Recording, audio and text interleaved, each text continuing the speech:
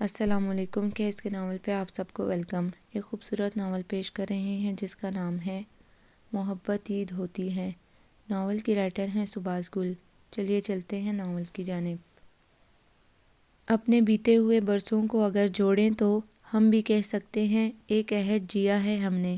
سرد اور گرم زمانے کا بھلا ذکر ہی کیا اور اس کے سوا ہے جو سہا ہے ہم نے۔ لیں اماں بھی، امریکی بادام پورے 600 روپے کلو ہیں۔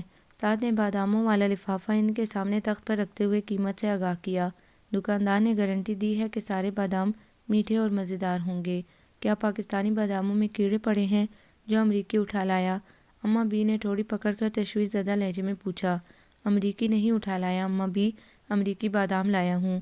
دوسرے نمبر پر ایرانی بادام تھے، تیسرے نمبر پر اپنے پاکستانی بادام، 400 روپے کلو، اور وہ بھی آدھے کڑوے اور خراب نکلتے ہیں۔ سعد نے کرسی پر بیٹھتے ہوئے مزید تفصیل بتائی۔ 600 روپے کے کلو بادام، ارے آدھا خون تو قیمت سن کے ہی خشک ہو گیا، اب طاقت کیا خاک آئے گی؟ اماں بی نے بادام دیکھتے ہوئے کہا۔ تو آپ بادام کھا کھا کر جیتی ہیں، تو یہ ہے آپ کی لمبی عمر اور صحت کا راز؟ سعد نے شرارت سے مسکراتے ہوئے کہا۔ تو نظر لگائے گا؟ اماں بی نے اسے گھورا۔ نہیں اماں بی، میں تو یوں ہی کہہ رہا تھا، آپ کے ساتھ کی تو کب کی چلی گئی۔ آپ کا دل اداس نہیں ہوتا اپنی ان ہمجولیوں کے لیے؟ سعد نے شرارت سے کہا تو سارا اور امارا ہنس پڑی۔ ارے کم بخت مارے، تو کیا چاہتا ہے کہ میں اپنی آل اولاد کی خوشیاں دیکھے بغیر اس دنیا سے رخصت ہو جاؤں؟ اماں بی نے اسے غصے سے دیکھتے ہوئے کہا۔ نہیں اماں بی، آپ تو اپنی آل اولاد کو رخصت کر کے ہی جائیں گی۔ کیا بک رہا ہے؟ میرا مطلب ہے اپنی پوتیوں اور نوازیوں کو بیاہ کر انہیں سسرال رخصت کر کے ہی جائیں گی نا آپ؟ سعد نے فوراً بات بنائی۔ سارا اور امارا اس کی چالاکی پر ہنس رہی تھی۔ سارا، امارا یہ بادام سنبھال کر رکھو، ہر روز 7 گریاں ایک گلاس دودھ کے ساتھ سعد کو دینی ہے، سمجھ گئی؟ اماں بی نے ان دونوں کو ہنستے دیکھ کر حکم صادر فرمایا۔ مجھے بادام کھلائیں گی آپ اماں بی؟ آپ بہت عظیم ہیں۔ سعد خوشی سے چہکا۔ اچھا بس کان کھول کر سن لے سعد، اگر امتحانوں میں اچھے نمبر نہ لایا تو بادام کی شکل بھی نہیں دیکھنے دوں گی۔ تم تو سب کھایا پیا حرام کرتے ہو، مجال ہے جو امتحانوں کے دنوں میں تمہارا دماغ کام کر جائے، سب سبق بھول جاتے ہو۔ اماں بی نے خبردار کرتے ہوئے کہا۔ اب کہ نہیں بھولوں گا اماں بی۔ وہ یہ کہتے ہوئے اٹھ کھڑا ہوا۔ اب کہاں چلا؟ وہ میں دوستوں کی طرف جا رہا ہوں بائک پر۔ کوئی ضرورت نہیں ہے موٹر سائیکل پر جانے کی، تم تو ہوا کے گھوڑے پر سوار ہوتے ہو، میرا تو دل دہل جاتا ہے تمہیں بائک چلاتے دیکھ کر، لگتا ہے موت کے کنویں میں چکر لگا رہے ہو۔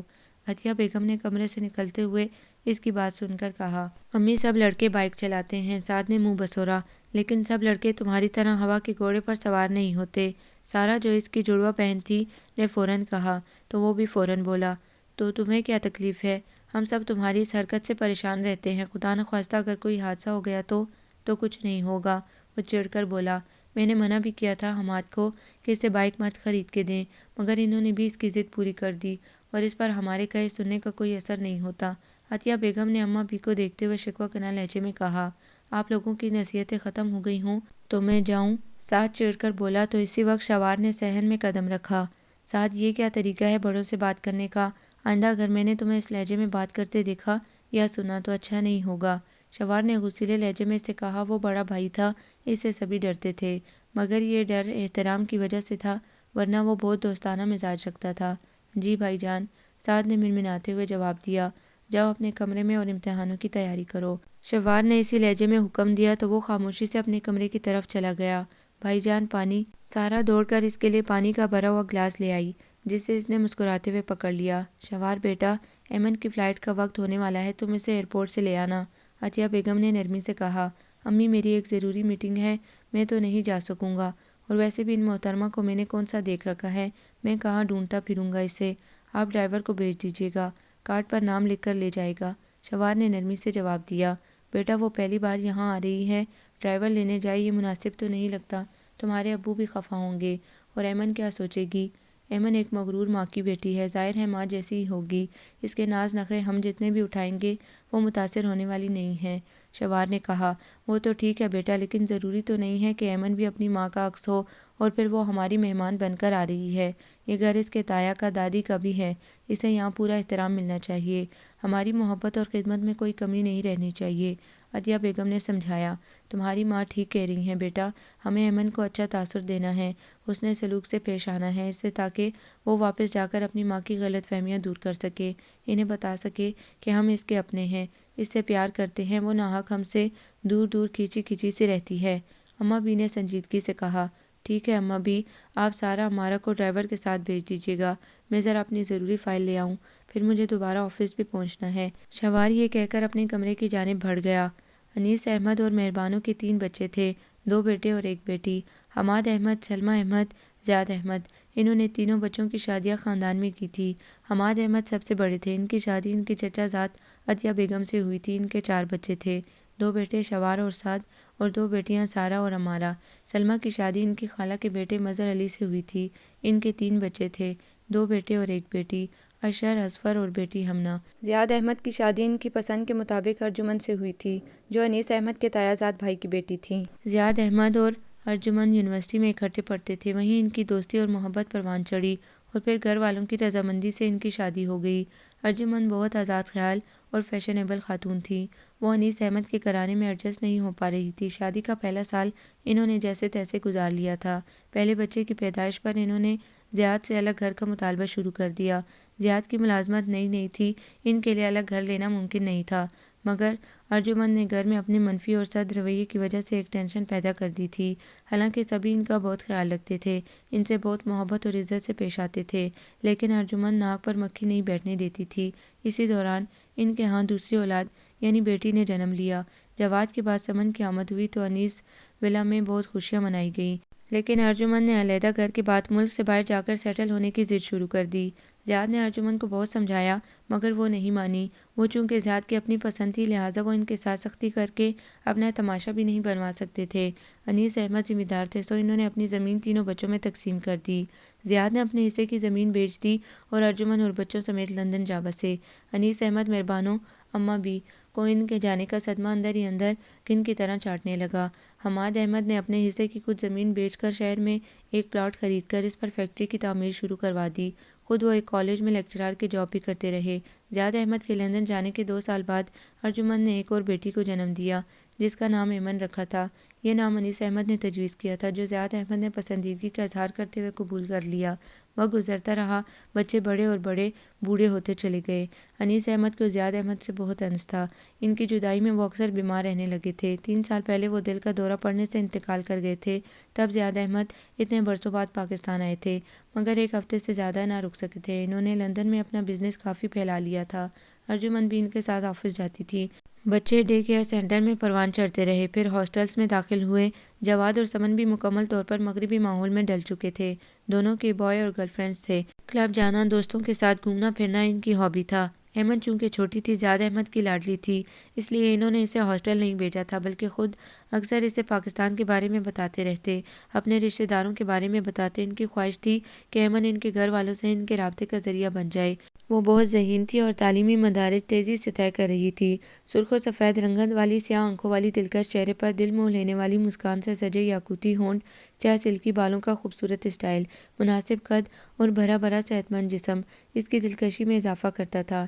زیاد احمد اسے مغربی ماحول سے، اس مادر پدر آزاد فضا سے بچانا چاہتے تھے۔ ان کی دلی خواہش تھی کہ ایمن ان کے بھائی یا بہن کی بہو بنے، مگر انہوں نے اپنی اس خواہش کا اظہار کسی سے نہیں کیا تھا۔ زیاد احمد اور ارجمن کو اپنی روایات اور اپنے ملک و مذہب سے دور ہونے کا خمیازہ اس صورت میں بھگتنا پڑا کہ سمن نے اپنے ایک انگریز دوست ہیری سے کورٹ میرج کر لی۔ وہ زیاد احمد اور ارجمن کی کسی بات کو خاطر میں نہ لاتی۔ ابھی سمن کی شادی کا صدمہ ہی کم نہیں ہوا تھا کہ سمن ہیری کے ساتھ اپنی گاڑی میں جاتے ہوئے تیز رفتاری کے باعث حادثے کا شکار ہو گئی اور دونوں موقع پر ہی جاں بحق ہو گئے۔ سمن کی جوان موت نے زیاد احمد کو اندر سے توڑ کر رکھ دیا تھا۔ ارجمن کو بھی اپنی ضد، بے جا لاڈ پیار، ضرورت سے زیادہ دی جانے والی آزادی اور مغربی ماحول میں ڈھلنے کی بہت بڑی قیمت ادا کرنی پڑی تھی۔ انہیں بھی اپنی کوتاہیوں کا احساس ہو رہا تھا۔ جواد البتہ پھر سے اپنی پرانی ڈگر پر چل پڑا تھا۔ ایمن اس حادثے کے صدمے سے گمسم سی ہو کر رہ گئی تھی۔ انیس ولا میں سمن کی موت کی خبر نہیں دی گئی تھی۔ زیاد احمد اب اپنے ملک واپس جانا چاہتے تھے۔ ایمن نے BCS کا امتحان دیا تھا۔ سمن کی موت کو 1.25 مہینہ گزر گیا تو زیاد احمد نے ایمن کو پاکستان بھجوانے کا انتظام کر دیا۔ ایمن بھی اس غمزدہ ماحول سے نکل کر اپنے رشتہ داروں میں جانا چاہتی تھی، دیکھنا چاہتی تھی کہ اس کے پاپا کا پاکستان کیسا ہے، اس کے کزنز، انکل، آنٹی اور دادی کیسے ہیں۔ سو اس نے بخوشی اپنا سامان پیک کر لیا۔ زیاد، آپ ایمن کو پاکستان بھیج تو رہے ہیں، لیکن کیا آپ کے گھر والے اسے کھلے دل سے ویلکم کہیں گے؟ ارجمن نے اپنے سابقہ رویے کو یاد کرتے ہوئے کسی انجانے خدشے کے پیش نظر زیاد احمد سے سوال کیا۔ ضرور ویلکم کہیں گے، وہ سب مجھ سے بہت پیار کرتے ہیں اور میری بیٹی کو وہ ضرور دل سے ویلکم کہیں گے۔ زیاد احمد نے یقین سے جواب دیا، اور اگر ایسا نہ ہوا تو بھی میں ایمن کو اب اس ماحول میں نہیں رکھنا چاہوں گا۔ میں اپنا سارا بزنس وائنڈ اپ کر کے پاکستان سیٹل ہو جاؤں گا۔ سمن اور جواد کو تو ہم کھو چکے ہیں، لیکن میں اپنی معصوم ایمن کو ہرگز اس معاشرے کی بھیڑ نہیں چڑھنے دوں گا۔ اگر سمن کی موت اور جواد کی بے روی سے بھی تم کچھ سبق نہیں سیکھ سکی تو میں سوائے افسوس کے کچھ نہیں کر سکتا۔ افسوس تو مجھے اس بات پر ہے کہ میں نے تمہاری ضد کے آگے ہار مان لی تھی، اپنے ماں باپ، بہن بھائی، اپنا ملک تک تمہاری خاطر چھوڑ کر پردیس آ بسا۔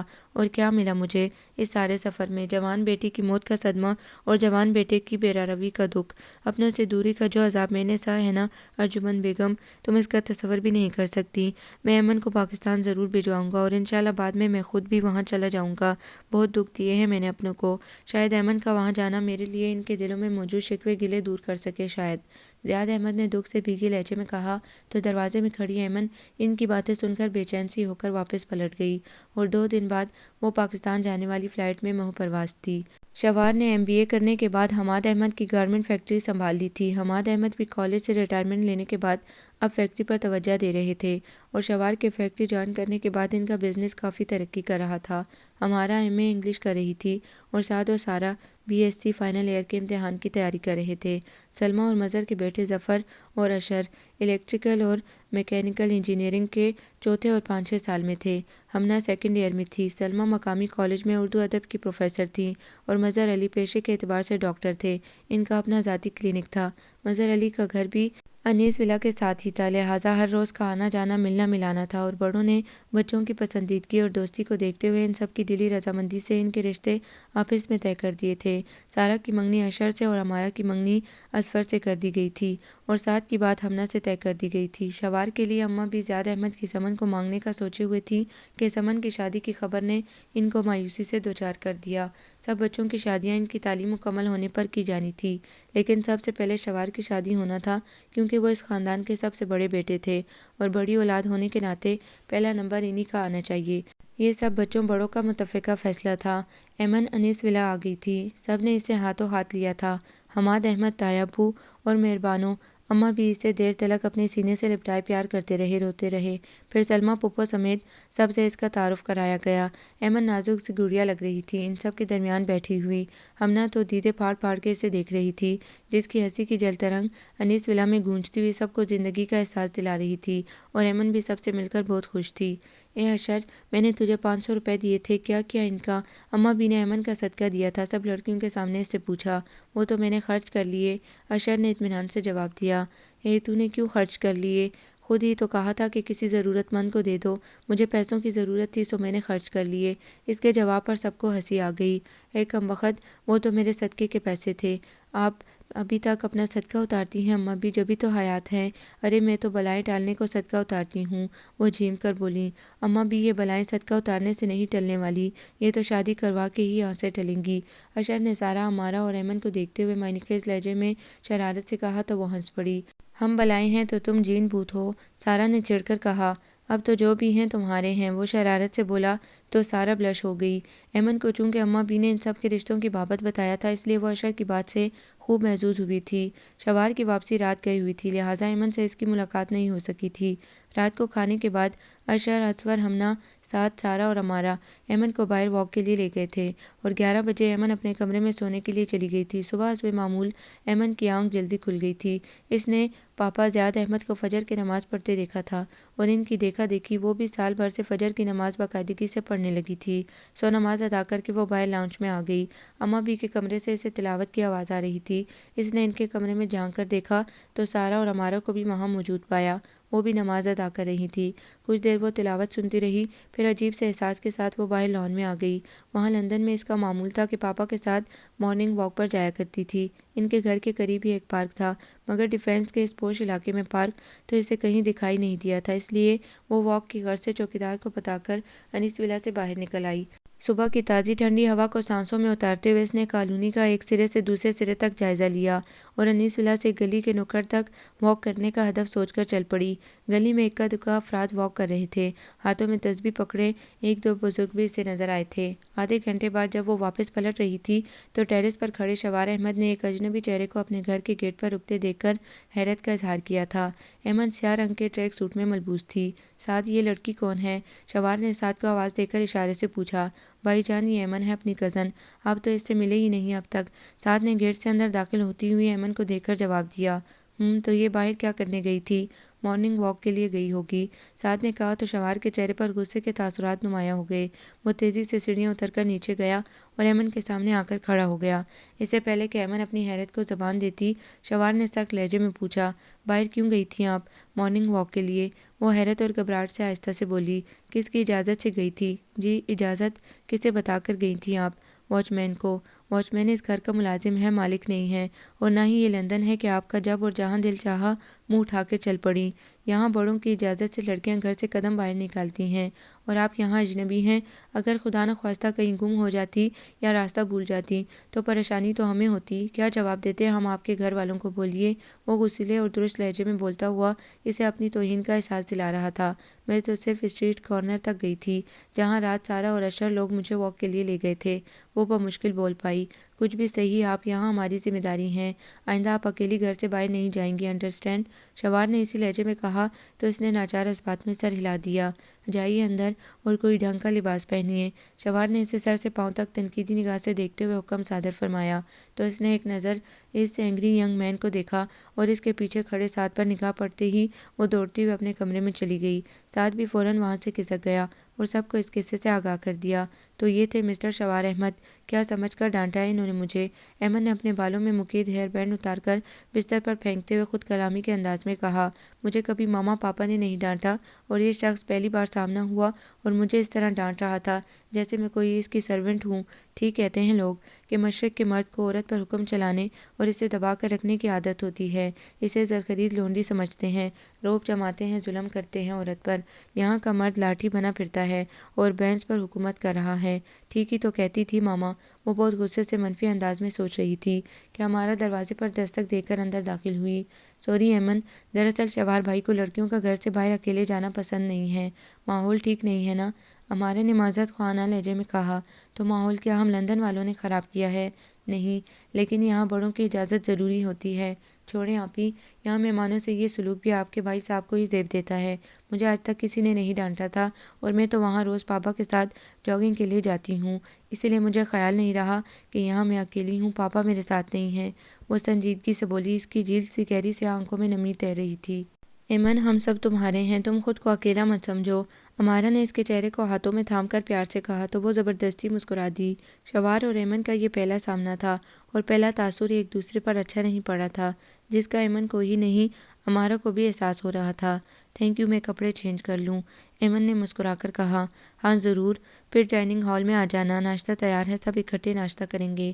امارہ یہ کہہ کر وہاں سے چلی گئی اور وہ سیاہ پینٹ پر میرون رنگ کی ہاف بازوؤں والی اسٹائلش شرٹ پہن کر تیار ہوئی اور ڈائننگ ہال میں چلی آئی، جہاں پہلی نظر اس ستمگر شوار پر ہی پڑی تھی جس کے ماتھے پر ایمن کو دیکھتے ہی شکلیں پڑ گئی تھیں۔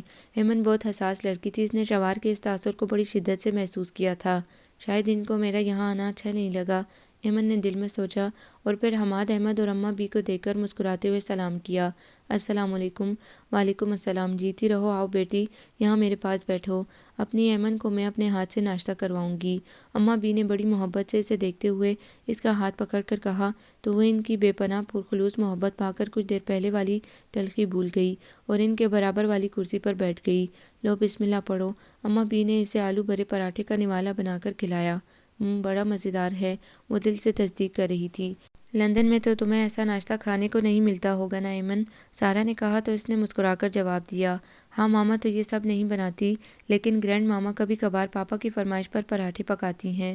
پاپا نے ان کو پراٹھے بنانا سکھائے تھے۔ میرے زیاد کو پراٹھے بہت پسند تھے اور آلو والے پراٹھے تو فرمائش کر کے پکواتا تھا، اماں بی نے اداس لہجے میں کہا۔ اماں بی، پاپا آپ سب کو بہت یاد کرتے ہیں، کبھی کبھی تو وہ آپ کو یاد کر کے روتے بھی ہیں۔ ایمن نے ان کا ہاتھ تھام کر بتایا، تو وہ واپس کیوں نہیں آ جاتا؟ آئیں گے اماں بھی، وہ بہت جلد واپس آئیں گے، لے آپ ناشتہ کریں۔ ایمن نے انہیں تسلی دیتے ہوئے اور نوالا بنا کر ان کے منہ میں دے دیا۔ جیتی رہو، خوش رہو، اماں بی نے خوش ہو کر دعا دی۔ ایمن بیٹی، تمہاری دادی تمہارے ساتھ بیٹھی ہیں اور نانی کا انتقال ہو چکا ہے، پھر یہ گرینڈ ماما کون ہیں جن کا تم نے ذکر کیا ہے؟ حماد احمد نے ناشتہ کرتے ہوئے سوال کیا۔ یہ سوال سب کے ذہنوں میں کلبلا رہا تھا۔ سبھی نے ایمن کی طرف جواب طلب نگاہوں سے دیکھا۔ تایا ابو، گرینڈ ماما میری گورننس ہیں، آئی مین انہوں نے مجھے پالا ہے۔ میں نے جب ہوش سنبھالا تھا تو خود کو ان کے آغوش میں ہی پایا تھا۔ وہ بیوہ ہی مسز اسمتھ انگریز ہیں، ان کی کوئی اولاد نہیں تھی، انہوں نے مجھے ماں بن کر پالا ہے۔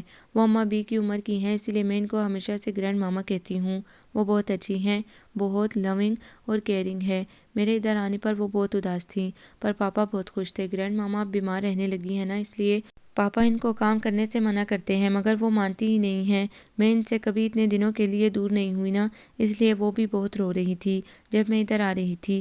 ایمن نے تفصیل سے ساری حقیقت بیان کی۔ اس کی آنکھوں میں آنسو آ گئے تھے، مگر کمال ضبط سے اس نے انہیں بہنے سے روک لیا تھا، جبکہ وہ سب شوہر سمیت اسے حیرت سے تک رہے تھے، جو اپنی ماں کی بجائے ایک غیر ملک و مذہب کی عورت کی تعریف اور محبت میں رطب اللسان تھی۔ ارجمن کے پاس اپنے بچے پالنے کا بھی وقت نہیں تھا، ماں کے ہوتے ہوئے بچے غیر عورت کی گود میں پلے بڑھے، کیا کرتی ہے وہ وہاں؟ اماں بی نے افسردہ ہو کر پوچھا۔ ماما پاپا کے ساتھ بزنس سنبھالتی ہیں، اس نے اپنے انگلش لہجے میں جواب دیا۔ گھر سنبھالا نہیں گیا، بزنس کیا خاک سنبھالتی ہوں گی؟ عورت کا اصل مقام اس کا گھر ہوتا ہے۔ خیر ارجمن تو شروع سے ہی لاپرواہ اور غیر ذمہ دار تھی، اپنی آزادی پر آنچ نہ آئے دوسرے جائیں بھاڑ میں، اماں بی نے تعصب زدہ اور آزردہ لہجے میں کہا تو ایمن شرمندگی سے لب کاٹنے لگی۔ اماں بی ناشتہ کریں، آپ بھی کیا ذکر لے کر بیٹھی ہیں؟ ایمن بچی ہے، اس سے کیا گلہ شکوہ کرنا، سب کی اپنی زندگی ہے اور اپنی زندگی اپنی مرضی سے گزارنے کا حق تو سب کو حاصل ہے، کیوں حماد؟ عطیہ بیگم نے ایمن کی صورت پر پھیلی شرمندگی دیکھ کر نرمی سے کہا، تو حماد احمد فوراً بیوی کی حمایت میں بولے، ہاں اماں بھی، اب گڑھے مردے اکھاڑنے سے کیا حاصل؟ زیاد نے اپنی بیٹی کو یہاں بھیجا ہے تو اس سے ظاہر ہے کہ وہ اپنے بڑوں سے رشتہ جوڑے رکھنا چاہتا ہے، وہ ہمیں بھولا نہیں ہے۔ حماد احمد نے سنجیدگی سے بات سمیٹ دی اور سب خاموشی سے ناشتہ کرنے لگے۔ ہمارا اپنی ایمن کا چہرہ کتنا صاف شفاف ہے، کتنی چمک ہے اس کے چہرے پر۔ سارہ نے ایمن کے سامنے ہی ہمارا سے اس کی تعریف کی تو وہ مسکرا دی، ہاں ماشاءاللہ بہت شائننگ فیس ہے ایمن کا، اور دیکھو میک اپ بھی نہیں کرتی، پھر بھی کتنی حسین ہے۔ ہمارا نے ایمن کی تھوڑی پکڑ کر کہا، میک اپ کی ضرورت تو تم جیسی لڑکیوں کو پڑتی ہے جو چہرے پر رنگ برنگی کوچیاں پھیرتی ہیں، تب کہیں دیکھنے کے قابل لگتی ہیں۔ اسور نے اس شوق جملے سے اپنی آمد کا اعلان کیا تو ایمن کو ہنسی آ گئی۔ کبھی اپنی صورت دیکھی ہے جناب نے؟ خود تو جیسے شہزادہ گلفام ہے نا، ہمارا نے چڑھ کر جواب دیا، تو اور کیا، لڑکیاں مرتی ہیں اس صورت پر؟ وہ اپنے کالر پکڑ کر ادا سے بولا، اس صورت پر لڑکیاں مر ہی سکتی ہیں، کوئی لڑکی شکل کو دیکھ کر جی بھی اٹھتی ہے، ہمارا نے جواب دیا۔ ہاں تم ہو نا؟ اسور نے شوق نظروں سے اسے دیکھتے ہوئے کہا۔ اوہو، خوش فہمی تو دیکھو، ہمارا نے اپنی مسکان دباتے ہوئے کہا، یہ خوش فہمی ہے تو لاؤ میری انگوٹھی واپس کرو۔ اسور نے فوراً ہاتھ آگے کر دیا، خود پہنائی تھی نا، تو لو خود ہی اتار لو۔ ہمارا نے اپنا بایاں ہاتھ اس کے سامنے کر دیا تو اس نے شرارت سے اس کا ہاتھ تھام لیا، وہ سرپٹا گئی۔ اسور میرا ہاتھ چھوڑو، ہمارا نے گھبرا کر کہا۔ سارہ اور ایمن ہنس رہی تھی۔ بھئی ساری زندگی کے لیے یہ ہاتھ تھامنا ہے، ابھی ذرا سی پریکٹس ہی کر لینے دو۔ وہ ہنوز اس کا ہاتھ تھامے شرارت پر آمادہ تھا اور وہ بری طرح شرما گھبرا رہی تھی، وہ محسوس ہو رہا تھا۔ اس کی حالت دیکھ کر بالآخر ایمن بول پڑی، اسور بھائی ہم بیٹھے رہیے، یہ چلے جائیں۔ وہ sorry, I am sorry cousin. میں تو یوں ہی۔ اسور کو ایک دم سے سارہ اور ایمن کی موجودگی کا خیال آیا تو فوراً ہمارا کا ہاتھ چھوڑ کر خجل سا ہو کر بولا، ہمارا نے تو وہاں سے دوڑ لگائی تو اپنے کمرے میں جا کر ہی دم لیا تھا۔ یوں ہی کیا؟ ایمن اور سارہ نے ایک ساتھ سوال کیا۔ بھئی نو انکوائری، تم لڑکیاں تو اچھے بھلے بندے کی مت مار دیتی ہو اور اس کی سمجھ میں نہیں آتا کہ وہ کیا کر رہا ہے۔ وہ اپنی جیم مٹانے کو ذرا سنجیدہ لہجے میں بولا، اچھا جی۔ وہ دونوں خوب ہنسی۔ سارہ تم اپنے ساتھ ایمن کو بھی خراب کر دو گی۔ ایمن یہ لو، میں تمہارے لیے کچھ سیڈیز اور کیسٹس لایا ہوں، پاکستانی میوزک سنو اور انجوائے کرو۔ اسور نے ہاتھ میں پکڑا شاپر ایمن کو دیتے ہوئے کہا، थैंक यू असफर भाई, ایمن نے شو پر بخوشی لیتے ہوئے کہا۔ آپ بہت اچھے ہیں اسفر بھائی، وہ کیسٹ دیکھتے ہوئے بولی۔ شکریہ سسٹر، ذرا یہ بات اپنی امارہ آپی کو بھی سمجھا دینا، وہ جانتی ہے۔ وہ ہنستی پر مانتی نہیں ہے۔ خیر میں چلتا ہوں، اسفر نے مسکراتے ہوئے کہا، اور اس کے جانے کے بعد ایمن نے لاؤنج میں رکھے ڈیک میں سیٹی لگا دی۔ سارا عصر کی نماز پڑھنے کے لیے اٹھ گئی تھی۔ نماز کی انیس ولا میں سبھی پابندی کرتے تھے۔ ایمن باری باری تمام سیڈیز اور کیسٹس لگا کر چیک کر رہی تھی۔ آخر میں اسے جواد احمد کا گانا دوستی بے حد پسند آیا۔ اس نے اونچی آواز میں یہ گانا پلے کر دیا اور گانا سننے کے ساتھ ساتھ وہ دوسری کیسٹس کے کور پڑھ رہی تھی کہ یکا یک شوار آندھی طوفان کی طرح لاؤنج میں داخل ہوا اور ڈیک آف کر دیا۔ ایمن اسے دیکھتے ہی سٹپٹا گئی اور اٹھ کر کھڑی ہو گئی۔ بہت شوق ہے آپ کو میوزک سننے کا تو آواز اپنے تک ہی رکھیے، کچھ اور نہیں تو کم از کم اس بات کا ہی خیال کر لیجیے کہ اذان ہو رہی ہے، گھر میں سب نماز پڑھ رہے ہیں اور آپ کی اس حرکت سے سب کتنے ڈسٹرب ہو رہے ہوں گے۔ وہ غصے سے اس پر گرج برس رہا تھا۔ سوری، میں نے اذان نہیں سنی تھی، وہ شرمندگی سے بولی۔ اذان کیسے سنائی دے گی آپ کو؟ میوزک تو آپ نے فل والیوم پر لگا رکھا ہے، آپ کو تو نماز ادا کرنے کی توفیق نہیں ہوگی، مگر جو نماز ادا کر رہے ہیں انہیں تو سکون سے نماز پڑھنے دیں۔ ماں باپ تو آپ کے مسلمان تھے، آپ نہ جانے کس مذہب کی پیروکار ہیں۔ شوار کی باتیں اس کا دل پاش پاش کر رہی تھی۔ الحمدللہ میں مسلمان ہوں، وہ آہستگی سے بولی۔ اچھا، اور سمن کیا ہے؟ وہ بھی تو آپ ہی کی بہن ہے نا، کیا وہ مسلمان نہیں ہے؟ اس نے کیا سوچ کر ایک انگریز عیسائی لڑکے سے شادی کی ہے؟ جواد، وہ بھی تو غیر مسلم لڑکیوں کے پیچھے پھرتا ہے، کل کو وہ بھی کسی انگریزنی سے شادی کر لے گا۔ اور آپ کا حلیہ اور حرکتیں بھی کسی عیسائی انگریز سے مختلف تو نہیں ہیں، آپ تو ایک انگریز آیا کی گود میں پلی بڑھی ہیں۔ آپ نام کی مسلمان ہیں نا بس۔ میں جو بھی ہوں آپ کو اس سے مطلب؟ وہ بمشکل اپنا غصہ ضبط کرتے ہوئے بولی۔ مجھے صرف اتنا مطلب ہے کہ آپ چند دن کے لیے یہاں آئی ہیں تو عزت اور سکون سے یہ دن یہاں گزاریں اور ہمارا سکون برباد کیے بغیر واپس لندن چلی جائیں۔ اور ہاں، جب تک آپ یہاں ہیں برائے مہربانی اس نامناسب لباس کو پہننے سے گریز کیجیے۔ اس گھر میں مرد بھی رہتے ہیں اور بزرگ بھی موجود ہیں۔ ہمارے گھر میں کوئی لڑکی جینس پینٹ ٹی شرٹ یا سلیو لیس بلاؤز اور میکسی نہیں پہنتی، یہ ہمارا کلچر نہیں ہے، نہ ہی ہمارا قومی لباس مغربی طرز کا ہے۔ آپ مشرق میں ہیں اس لیے مغربی لباس کو کچھ عرصے کے لیے بھول جائیں، شوار نے سخت اور حکمانہ لہجے میں کہا اور جانے لگا تو وہ بے اختیار اس کے سامنے آ گئی۔ نیلی جینس کی پینٹ پر اس نے ہلکے گلابی رنگ کی ٹی شرٹ پہن رکھی تھی۔ آپ نے جو فرمانا تھا فرما چکے، اب چند باتیں آپ میری بھی سن لیں اور ہو سکے تو جواب بھی دیں، ایمن نے پراعتماد لہجے میں کہا۔ سارا، ہمارا سعد اماں بھی اور عطیہ بیگم نماز سے فارغ ہو کر وہیں چلی آئی۔ کچھ شوار کی آواز نے انہیں وہاں آنے پر مجبور کر دیا تھا۔ کیا کہیں گے آپ اپنی صفائی میں؟ مسٹر شوار احمد، میں کوئی مجرم یا ملزم نہیں ہوں کہ اپنی صفائی میں کچھ کہوں، لیکن جو کچھ آپ نے مجھے بولا ہے نا، میں ان باتوں کا جواب آپ کو دینا ضروری سمجھتی ہوں۔ وہ اسے اعتماد سے دیکھتے ہوئے سنجیدہ لہجے میں بولی۔ ایمن، کیا ہوا بیٹا؟ عطیہ بیگم نے نرمی سے پوچھا۔ مجھے تو کچھ نہیں ہوا تائی امی، لیکن آپ کے بیٹے کو ضرور کچھ ہو گیا ہے جو مجھے دیکھتے ہی ان کی پیشانی پر بل پڑ جاتے ہیں۔ لہجے میں تلخی گھل جاتی ہے، نگاہوں میں ناپسندیدگی ابل آتی ہے، زبان سے اذیت اور توہین آمیز ہر بات بآسانی پھسل جاتی ہے۔ ایمن نے شوار کو دیکھتے ہوئے تعصب اور کرب میں ڈوبے لہجے میں کہا تو شوار نے لب بھینجتے ہوئے اس کے سبھی حسین چہرے کو بغور دیکھا۔ شاید اسے توقع نہیں تھی کہ وہ یوں سب کے سامنے بول پڑے گی۔ ارے نہیں بیٹا، شوار تو بہت پیار کرنے والا بچہ ہے، اماں بی نے کہا۔ آپ سب کے لیے یقیناً ہوں گے، مگر مجھ سے تو یہ خار کھاتے ہیں۔ اور مسٹر شوار احمد، آپ مجھے کس مذہب اور کس مشرقی معاشرے کی مثال دے رہے تھے؟ اس معاشرے کی جہاں آپ لوگ رہتے ہیں، اس اسلامی جمہوریہ پاکستان کی جہاں لوٹ مار کا بازار گرم ہے۔ یہ پاکستان جو اسلام کے نام پر حاصل کیا تھا، ہمارے بزرگوں نے لاکھوں قربانیاں دی تھیں اس وطن کی خاطر، محض اس لیے نہ کہ ان کی آئندہ نسلیں آن و آبرو کے ساتھ اپنے دین کے مطابق آزادانہ زندگی بسر کر سکیں۔ مگر ہوا کیا، یہاں اسلام کے نام پر لوگوں کو بیوقوف بنایا جاتا ہے، حکومت کی جاتی ہے، اور آپ مجھے اسلام، نماز اور مشرقیت کا سبق پڑھا رہے ہیں۔ میں تو ہوں ہی مغرب کی پیداوار اور میری پرورش اس آزاد ماحول میں ہوئی ہے۔ میں اگر آپ کو اپنے مشرقی معاشرے یا مذہب سے مختلف دکھائی دیتی ہوں تو اس میں میرا کوئی قصور نہیں ہے۔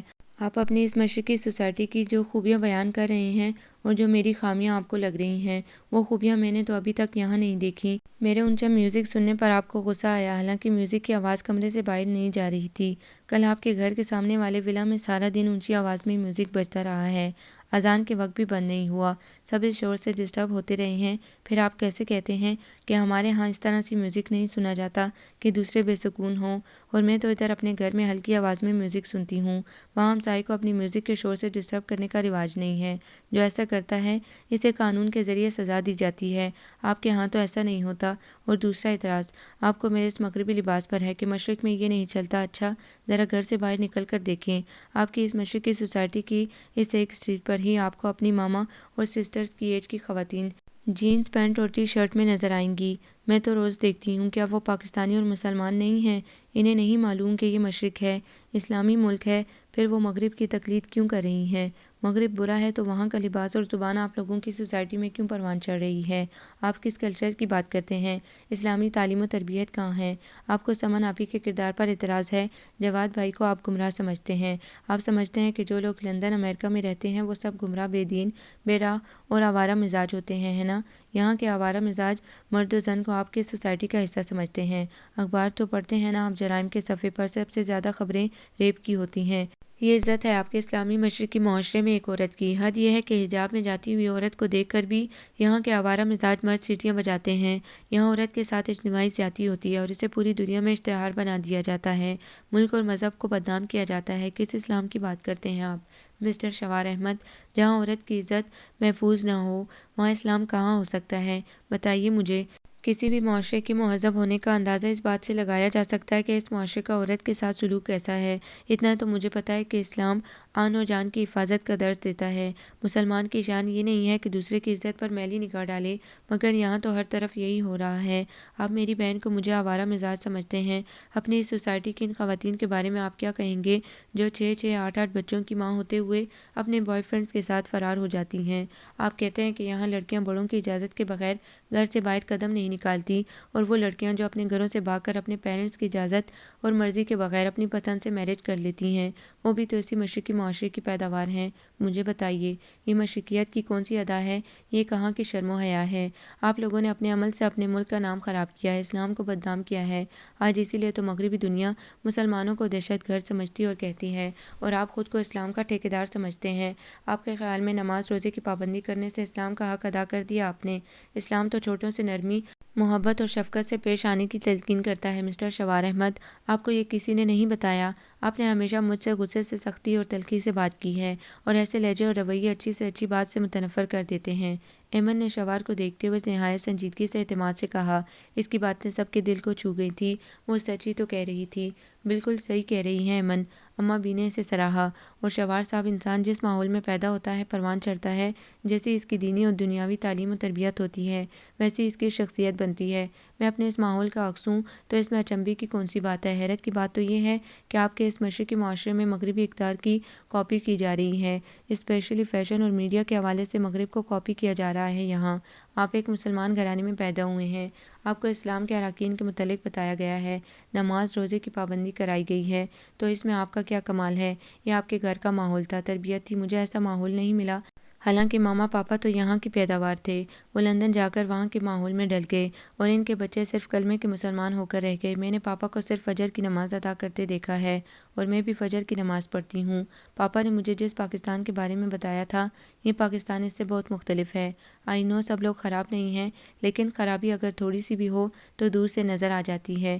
اس لیے آپ کے معاشرے کو اصلاح کی اخلاقی تربیت کی ضرورت ہے۔ پہلے آپ اپنے معاشرے کا قبلہ تو درست کر لیجئے، مجھ کو اور مغرب کو سدھارنے کا کام بعد میں کر لیجئے گا۔ اور ویسے بھی میں 19-20 سال میں جس ماحول میں رہی ہوں، اس کا اثر 19-20 دن میں تو زائل نہیں ہو سکتا نا۔ کوّا چلا ہنس کی چال، ابھی بھی بھول گیا والا معاملہ میں اپنے ساتھ نہیں رکھنا چاہتی۔ واہ کزن، تم تو زبردست ڈیبیٹر ہو، میں تمہارے خیالات سے 100% متفق ہوں، اور تمہاری اردو تو بہت شاندار ہے، سعد نے متاثر لہجے میں کہا۔ اس کا کریڈٹ پاپا کو جاتا ہے، ایمن نے مسکرا کر جواب دیا۔ شوار بیٹا، ایمن نے کچھ غلط تو نہیں کہا نا؟ عطیہ بیگم نے اس سے کہا۔ نہیں امی، میں ان سے یہی سننا چاہ رہا تھا۔ وہ ایمن کو گہری نظروں سے دیکھتے ہوئے بولا تو وہ اس کی نظروں کے وار سے بچتی ہوئی اپنے کمرے کی طرف چل دی۔ شوار جانے کس خیال سے مسکرا دیا۔ واہ، اتنی کھری کھری سن کر آپ مسکرا رہے ہیں؟ ویسے بھائی جان، آپ کو آج تک ایسی کھری کھری کسی نے نہیں سنائی نا؟ سعد نے شرارت سے مسکراتے ہوئے کہا تو وہ ہنس پڑا۔ ایمن نے شب کو جوں ہی بستر سنبھالا بند آنکھوں کے کمروں میں شوار کی صورت روشنی کی طرح سمائی۔ اس نے گھبرا کر آنکھیں کھول دیں، دل کی دھڑکنیں بھی بے ترتیب ہونے لگی تھی، پیشانی پر پسینے کے قطرے ابھرنے لگے۔ وہ سر جھٹک کر پھر سے سونے کی کوشش کرنے لگی، مگر وہ آئندی ینگ مین اپنی تمام تر مردانہ وجاہت کے ساتھ اس کے نینوں میں مسکرائے جا رہا تھا۔ او مائی گاڈ، یہ مجھ کو کیا ہو رہا ہے؟ کیوں میں اس شخص کو آنکھوں میں دھڑکنوں میں بسا محسوس کر رہی ہوں جو مجھ سے ہمیشہ خفا خفا سا رہتا ہے، جو مجھ کو ناپسند کرتا ہے؟ وہ اٹھ کر بیٹھ گئی اور بے بسی سے بولی، میں تو اس ماحول میں مس فٹ ہوں کیونکہ یہ لوگ مجھے تمام تر محبت دینے کے ساتھ ساتھ یہ بھی باور کراتے رہتے ہیں کہ مجھ کو واپس لندن چلے جانا ہے۔ ان کے ذہنوں میں مجھ کو یہاں روکنے اور رکھنے کا خیال نہیں آیا تو مجھے کیوں شوار احمد کا خیال بے سکون کر رہا ہے؟ میں تو مشرق اور مغرب کے بیچ کہیں گم ہو کر رہ گئی ہوں۔ میرے جیسی لڑکی کی زندگی ایسے شام کی طرح ہوتی ہے جس کے سرمئی آنچل میں نہ کوئی پھول ہوتا ہے اور نہ ہاتھوں میں کوئی تارا جو آ کر بازو میں تھام لے۔ مگر شوار احمد، مجھ کو ایسے کیوں محسوس ہو رہا ہے جیسے شبنم کا اکیلا موتی؟ یہ شخص تو میرے دل کو چھونے لگا ہے، میری روح ایسے روشن ہو گئی ہے جیسے صبح سویرے کنول کی پھنکڑیاں شبنم سے جگمگ کرتی ہیں۔ صرف ایک شخص کے خیال سے یہ پل بھر میں کیا ہو گیا ہے؟ میرا اندر ایک دم بدل سا گیا ہے، نیا نیا سا ہو گیا ہے۔ ایمن کمرے میں بے چینی سے ٹہلتی ہوئی سوچ رہی تھی۔ یہ خیال نہیں ہے ایمن، محبت ہے جو تمہیں شوار احمد سے ہو گئی ہے۔ اس کے دماغ نے جواب دیا، نو نو، مجھے محبت نہیں ہو سکتی، اور وہ بھی اس شخص سے جو مجھے ناپسند کرتا ہے۔ نو نیور، اور محبت کرنے کے لیے کوئی وجہ بھی تو ہو۔ ایمن نے دماغ کی بات ماننے سے انکار کر دیا تو دماغ نے دلیل پیش کی، محبت کرنے کے لیے کسی وجہ کی ضرورت نہیں ہوتی، یہی کافی ہوتا ہے کہ آپ کو کسی سے محبت ہو گئی ہے۔ محبت کیا، کیوں اور کیسے کے سوالیہ نشان سے مبرا ہوتی ہے۔ تو ایمن زیاد احمد، مان لو کہ تم شوار احمد سے محبت کرنے لگی ہو۔ دل نے مشورہ دیا، چلو دیکھتے ہیں کہ کیا یہ واقعی محبت ہے۔ اگر محبت ہے تو کس حد تک مجھے اپنی طرف کھینچتی ہے، کتنا تڑپاتی ہے، کس قدر بے قرار کر سکتی ہے، اور کتنی گہری ہے، اس کا فیصلہ آنے والا وقت کرے گا۔ ابھی نیند کو آنکھوں میں آنے کا رستہ دو ایمن زیاد۔ ایمن نے خود کلامی کی اور لائٹ آف کر کے بستر پر لیٹ گئی اور آنکھیں موند لیں۔ شوار احمد اب بھی آنکھوں کے پردے پر موجود تھا۔ اب کی بار ایمن گھبرائی نہیں، بلکہ اس کے گلابی ہونٹوں پر مدھم سی مسکراہٹ امڈ آئی تھی۔ ایمن کو یہاں آئے 22 دن ہو گئے تھے۔ وہ سب کے ساتھ گھل مل گئی تھی، لیکن اسے کوئی گھر میں کسی کام کو ہاتھ نہیں لگانے دیتا تھا۔ کوکنگ عطیہ بیگم اور سارا امارہ مل کر کرتی تھی، باقی کاموں کے لیے ملازمہ رکھی ہوئی تھی۔ ایمن کا بڑا دل چاہتا کہ کوئی ڈش پکائے، سب کو کھلائے، مگر کوئی اسے کچن میں گھسنے ہی نہیں دیتا تھا۔ اس وقت بھی عطیہ بیگم اور امارہ کچن میں بریانی اور کباب بنا رہی تھی۔ ایمن بور ہو رہی تھی اکیلی، سو وہیں چلی آئی۔ ارے ایمن، تم یہاں کیوں چلی آئی؟ امارہ نے کباب کی ٹکیاں بناتے ہوئے اسے دیکھتے ہی کہا تو عطیہ بیگم بھی اسے دیکھتے ہوئے بولی، ہاں بیٹا، تم کیوں کچن میں آ گئی؟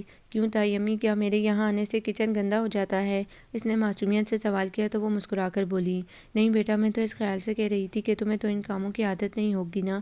میں اپنے سارے کام خود کرتی ہوں وہاں، اور مجھے گرینڈ ماں نے کوکنگ بھی سکھائی ہے، وہاں کے کھانے تو میں پکا لیتی ہوں، یہاں کے آپ سکھا دیں۔ ایمن نے تفصیل سے بتانے کے بعد ان سے درخواست کی تو وہ ہنس دی، اچھا اچھا، سیکھ لینا، ابھی تو تم چند دنوں کی مہمان ہو، جب مستقل یہاں سیٹ ہو جاؤ گی نا تب سیکھ لینا، ابھی تو تم انجوائے کرو۔ کیا انجوائے کروں تائی امی؟ آپ لوگ تو مجھے کہیں آؤٹنگ کے لیے بھی نہیں لے کر گئے، آپ کا گھر اور باہر اسٹریٹ کے علاوہ میں نے اتنے دنوں میں کچھ نہیں دیکھا۔ اس نے معصومیت سے شکوہ کیا۔ ہاں بیٹا، یہ شکوہ تو تمہارا بجا ہے، سب اپنے اپنے کاموں میں مصروف ہے نا، سارا اور سعد کے بھی امتحان ہو رہے ہیں۔ اچھا، میں شوار یا اشر اصفر سے کہوں گی، وہ تمہیں سیر کرانے لے جائیں گے، ابھی تو تم اماں بھی کے پاس جاؤ، ان سے باتیں کرو۔ عطیہ بیگم نے بریانی کو دم لگاتے ہوئے کہا، جی اچھا۔ وہ جانے کے لیے پلٹی تو شوار کو دروازے کے بیچوں بیچ کھڑے پایا۔ دل بے اختیار ہو کر تیز تیز دھڑکنے لگا، پلکیں آپ ہی آپ جھکنے لگیں۔ ایمن، آپ کے پاپا کا فون ہے، شوار نے بتایا۔ پاپا کا فون؟ وہ خوش ہو کر دروازے کی سمت بڑھی تو شوار نے اسے راستہ دے دیا۔ ہیلو پاپا، السلام علیکم، کیسے ہیں آپ؟ ایمن نے ریسیور کان سے لگاتے ہوئے بے تابی سے پوچھا تو انہوں نے بھاری نم آلود لہجے میں جواب دیا، وعلیکم السلام بیٹا، میں ٹھیک ہوں، آپ کیسی ہو؟ خوش تو ہو نا وہاں؟ جی پاپا، یہاں سب لوگ بہت اچھے ہیں، میرا بہت خیال رکھتے ہیں، لیکن پاپا میں آپ کو، گرینڈ ماں اور ماما کو بہت مس کرتی ہوں۔ کیسی ہیں وہ؟ اور آپ کی آواز کو کیا ہوا ہے پاپا، کیا فلو ہوا ہے؟ ایمی بیٹا، اتنے سارے سوال جواب ایک ساتھ کر ڈالے آپ نے۔ میں ٹھیک ہوں، آپ کی ماما بھی ٹھیک ہے، زیاد احمد نے سنجیدہ لہجے میں کہا، اور گرینڈ ماں کیسی ہیں؟ میری بات کرائیں نا ان سے۔ پاپا، میں 3-4 روز سے فون کر رہی ہوں، آپ کا موبائل بھی آف تھا اور گھر کا نمبر بھی بیزی مل رہا تھا، مجھے گرینڈ ماں بہت یاد آتی ہیں، پاپا میری بات کرائیں نا ان سے، ایمن نے سنجیدگی اور بے چینی سے کہا۔ ایمی بیٹا، آپ تو میری بہت بہادر بیٹی ہو نا، اور بہت ہمت والی بھی ہو بیٹا۔ اب جو خبر میں آپ کو سنانے والا ہوں، آپ نے بہت حوصلے سے سننی اور سہنی ہے۔ زیاد احمد نے بھیگتے غمزدہ لہجے میں کہا تو وہ بے چین ہو کر بولی، آپ ایسا کیوں کہہ رہے ہیں پاپا؟ کیا ہوا گرینڈ ماما کو؟ وہ ٹھیک تو ہے نا؟ بیٹا تمہاری گرینڈ ماں مسز اسمتھ ہمیں چھوڑ کر چلی گئی ہیں۔ کہاں پاپا؟ وہ چیخ اٹھی۔ جہاں تمہاری بہن سمن جا چکی ہے وہاں۔ ان کا لہجہ بھیگ رہا تھا۔ نہیں پاپا، گرینڈ ماما بھی چلی گئیں۔ کب؟ کیوں پاپا، کیا ہوا تھا انہیں؟ وہ بے اختیار اشکبار ہوتے ہوئے پوچھ رہی تھی۔ بیٹا انہیں ٹائیفائیڈ ہو گیا تھا، 2 دن ہاسپٹل میں ایڈمٹ رہنے کے بعد کل شام ان کا انتقال ہو گیا تھا۔ میں ابھی انہیں دفنا کر آ رہا ہوں۔ ایمی بیٹا، مسز اسمتھ آخری وقت تک تمہیں یاد کرتی رہی تھیں، وہ تمہیں بہت دعائیں دے رہی تھی، زیاد احمد بھیگتی آواز میں بتا رہے تھے، اور ایمن کے دل و روح میں ماتم برپا تھا۔ آہیں اور سسکیاں اس کے وجود میں گونج رہی تھیں۔ میں کتنی بد نصیب ہوں پاپا کہ اپنی ماں جیسی ہستی کا آخری دیدار بھی نہیں کر سکی۔ ساری زندگی انہوں نے میرا خیال رکھا، اور میں آخری عمر میں آخری وقت میں بھی ان کی تیمارداری کے لیے وہاں موجود نہیں تھی۔ پاپا میں کیسے جیوں گی ان کی محبت اور شفقت کے بغیر؟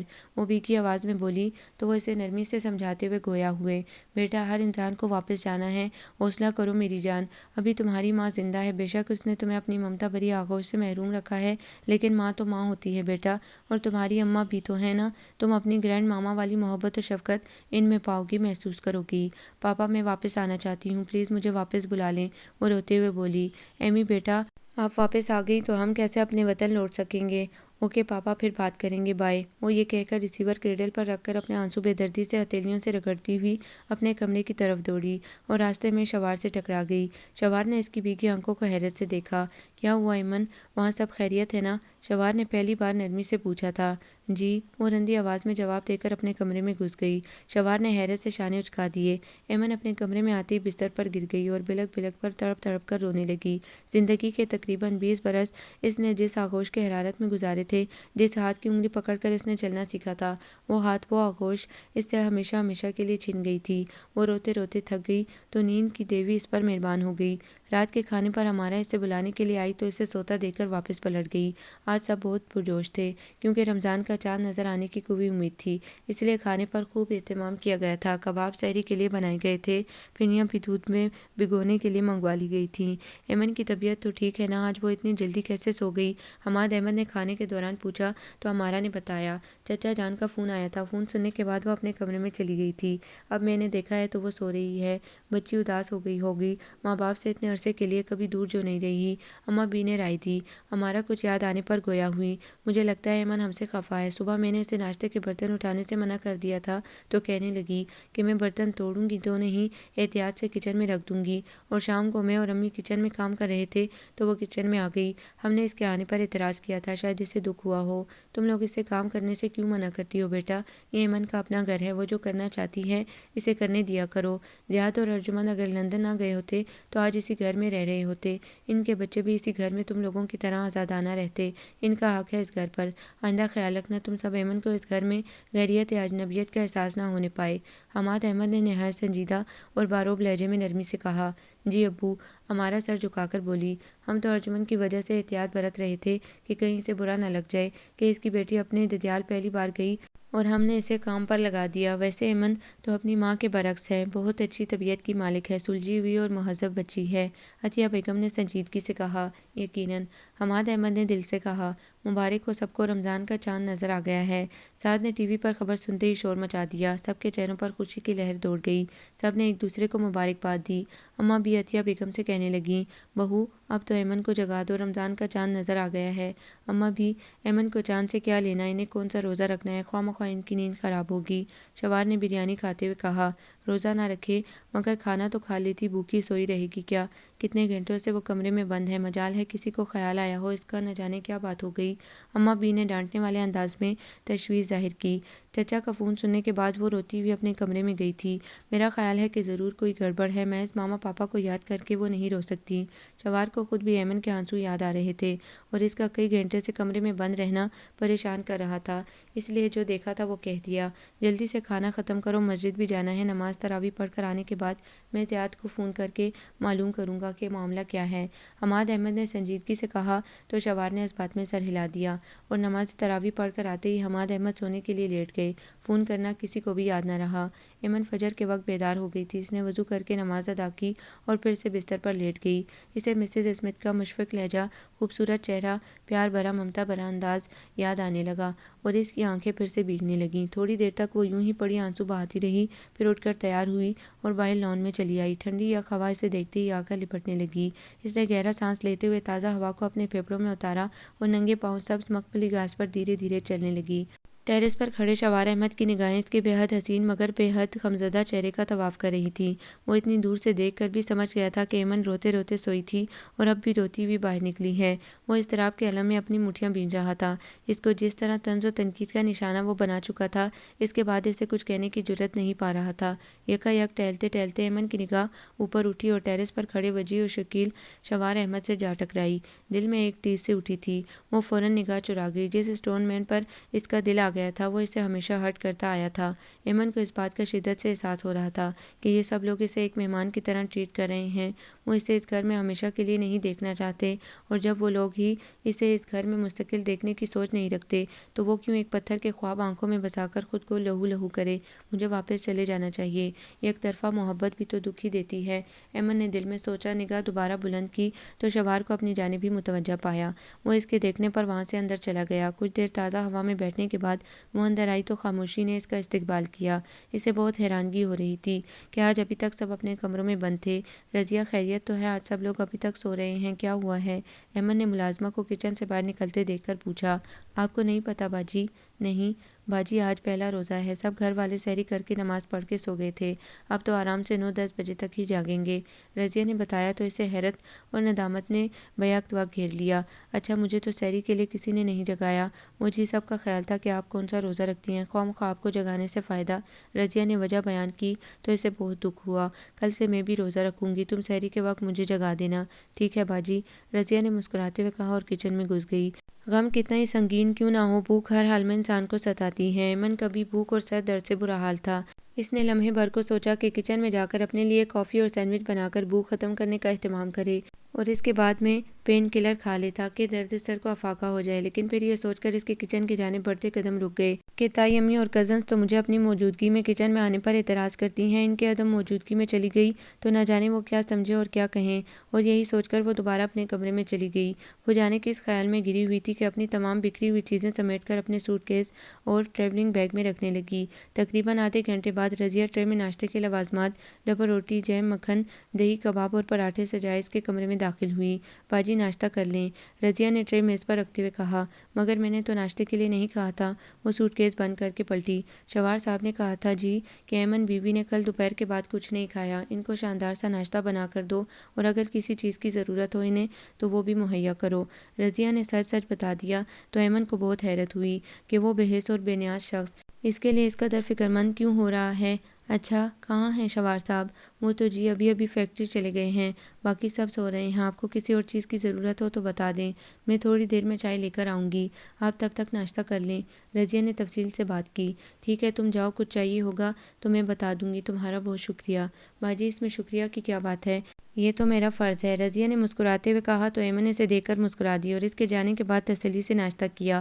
رضیہ چائے بھی لے آئی تھی۔ ایمن نے پین کلر بھی کھا لی اور برتن رضیہ کے ہاتھ واپس بھجوا دیے۔ جب سب گھر والے جاگ چکے اور اپنے کمروں سے باہر آ گئے تو ایمن بھی اپنے کمرے سے باہر چلی آئی۔ سیاہ ٹراؤزر نما پینٹ پر سفید فل بازوؤں والا کرتا زیب تن کیے وہ بہت پیاری مگر افسردہ لگ رہی تھی۔ کرتے کے دامن اور کفوں پر سیاہ دھاگے سے نفیس اور ہلکا سا کام کیا ہوا تھا۔ شانوں پر لہراتے بالوں کا سیاہ ریشم اس کے حسن میں اضافہ کر رہا تھا۔ اماں بی نے دیکھتے ہی اس کا ماتھا چوما اور نظر اتاری تو اسے مسز اسمتھ یاد آ گئیں اور اس کی آنکھیں پھر سے بھیگنے لگیں۔ کیا ہوا چندا؟ اماں بی نے اس کے آنسو دیکھ کر بے چینی سے پوچھا۔ مجھے گرینڈ ماں بہت یاد آ رہی ہیں، وہ بہت پیار کرتی تھی مجھ سے۔ بولتے ہوئے ایمن کے آنسو پلکوں سے ٹوٹ کر رخساروں پر پھسلنے لگے۔ بیٹا میں بھی تو تمہاری گرینڈ ماں ہوں اور میں بھی تم سے بہت پیار کرتی ہوں، کیا تمہیں میری محبت میں کمی محسوس ہوتی ہے؟ اماں بی نے اس کا چہرہ ہاتھوں میں لے کر محبت سے پوچھا تو اس نے نفی میں سر ہلا دیا۔ تائی ابو میں واپس لندن جانا چاہتی ہوں، آپ پلیز میری سیٹ کنفرم کروا دیں، ایمن نے اپنے آنسو صاف کرتے ہوئے بہت حوصلے سے کہا۔ کیوں بیٹا، کیا یہاں تمہارا دل نہیں لگ رہا؟ حماد احمد نے اس کے سر پر دست شفقت رکھتے ہوئے پیار سے پوچھا۔ دل تو لگ گیا ہے تائی ابو، یہ کہتے ہوئے اس نے نگاہ اٹھائی تو سامنے شوار کو کھڑے پایا اور دل دل بے قابو ہونے لگا۔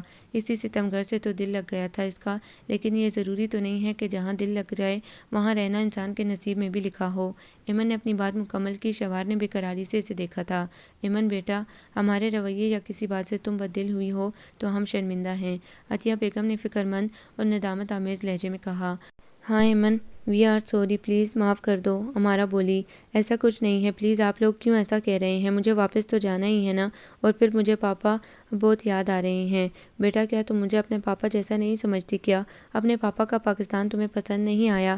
حماد احمد نے نرمی سے سوال کیا۔ تایا ابو آپ بھی بہت اچھے ہیں اور پاکستان بھی بہت اچھا ہے، بس تو پھر اپنے پاپا کو یہاں بلوا لو، اور ہاں اپنی بہن سمن اور بہنوئی کو بھی یہاں آنے کی دعوت دو، وہ یہاں کے ناردرن ایریا کی سیر کریں گے تو ان کا دل خوش ہو جائے گا۔ سارا اور سعد کا پرسوں آخری پرچہ ہے، پھر شوار اور اسفر وغیرہ کے ساتھ تم بھی سیر کر آنا، عطیہ بیگم نے مسکراتے ہوئے کہا تو وہ شوار کی طرف دیکھتے ہوئے بولی۔ آپ شوار صاحب سے پوچھ لیں کہ یہ مجھے سیر کے لیے لے جانا پسند کریں گے یا نہیں؟ کیوں نہیں بھائی، میں وعدہ کرتا ہوں کہ آپ کو اپنے ساتھ پورے پاکستان کی خوبصورت جگہوں، خاص کر شمالی علاقہ جات کی بھرپور سیر کراؤں گا، اور یہ وعدہ ایک مرد کا وعدہ ہے، شوار نے مسکراتے ہوئے جواب دے کر ایمن کی حیرت اور دھڑکنوں کی شدت میں بے پناہ اضافہ کر دیا تھا۔ تو کیا شوار بھی مجھ سے محبت کرنے لگے ہیں؟ یہ اچانک انقلاب کیسے آ گیا؟ ایمن نے دل میں سوچا۔ ایمن بیٹا، تم آج ہی سمن کو فون کر دو اور اسے یہاں آنے کا کہہ دو، عطیہ بیگم نے کہا تو اس کے دل پر پرچی سی لگی۔ وہ سمن کو کہاں سے بلا کر لاتی؟ وہ تو اسے ہمیشہ کا دکھ اور جدائی دے گئی تھی۔ سمن آپی یہاں نہیں آ سکتی کیونکہ وہ تو کہیں اور جا چکی ہیں۔ کہاں؟ عطیہ بیگم نے سوال کیا۔ سب کی نگاہیں ایمن پر مرکوز تھی۔ کیا اس کا شوہر اسے کہیں اور لے گیا ہے؟ حماد احمد نے سوال کیا۔ ہاں، وہ دونوں وہاں چلے گئے ہیں جہاں سے واپسی کا کوئی راستہ نظر نہیں آتا۔ سمن آپی اور ان کے شوہر کی روڈ ایکسیڈنٹ میں ڈیتھ ہو گئی تھی، ایمن نے اشکبار آنکھوں اور بھیگتے لہجے میں جواب دیا۔ کیا؟ وہ سب شوق میں آ گئے۔ ہائے میرے اللہ، یہ کب ہوا بچی؟ اماں بی نے روتے ہوئے اپنا دل تھام کر پوچھا۔ 2.5 ماہ پہلے، اور ہمیں کسی نے اطلاع تک نہ کی، عطیہ بیگم بولی۔ اتنی بڑی ٹریجڈی، اتنا بڑا سانحہ گزر گیا تم لوگوں پر اور ہمیں خبر تک نہ کی گئی، کیوں آخر؟ حماد احمد نے پرنم لہجے میں کہا۔ پاپا نے آپ کو فون کیا تھا، لیکن اماں بی کی طبیعت کی خرابی کا سن کر انہوں نے آپ کو یہ خبر نہیں سنائی تھی۔ پھر بعد میں پاپا نے یہ سوچ کر نہیں بتایا کہ جو قیامت ہم پر گزری تھی وہ تو گزر گئی، آپ لوگوں کو کیوں دکھی کیا جائے۔ پاپا تو پہلے ہی بہت گلٹی فیل کرتے ہیں کہ انہوں نے آپ سب کو، خاص کر گرینڈ پا اور اماں بی کو بہت دکھ دیے ہیں، وہ آپ لوگوں کو مزید دکھ نہیں دینا چاہتے تھے، ایمن نے روتے ہوئے اٹک اٹک کر بتایا۔ سب صدمے سے دوچار تھے، اماں بی اور عطیہ بیگم سارا مارا رو رہی تھیں، ساتھ سلمہ، پھپھو، اسفر، اشر، مظہر علی، ہمنا، شوار سبھی آبدیدہ تھے۔ حماد احمد بہت ضبط کر رہے تھے اور شوار تو بےحد شرمندگی محسوس کر رہا تھا ایمن سے۔ اس نے اسے سمن کے حوالے سے طعنہ دیا تھا، طنز کیا تھا، اور ایمن نے اسے تب بھی نہیں بتایا تھا کہ سمن مر چکی ہے، اور اس وقت وہ فیکٹری سے جلدی گھر صرف یہ بتانے کے لیے آیا تھا سب کو کہ ایمن کی گورنر مسز عصمت کا انتقال ہو گیا ہے، اسی لیے ایمن غمزدہ اور دکھی ہے۔ اس نے ایمن کے آنسوؤں اور سوجی ہوئی آنکھوں کا حال دیکھ کر فیکٹری لندن سے عاد احمد کو فون کیا تھا۔ ان سے اسے یہ معلوم ہوا تھا، مگر سمن اور ہیری کی موت کی خبر اس کے لیے بھی بہت ہلا دینے والی تھی۔ یہ چھوٹی سی لڑکی اپنے اندر دکھوں کے سمندر لیے یہاں آئی تھی، اور وہ بھی اسے دکھ سے دوچار کرتا رہا تھا۔ وہ ایمن سے بے حد شرمندہ تھا، اس سے معذرت کا طلبگار تھا۔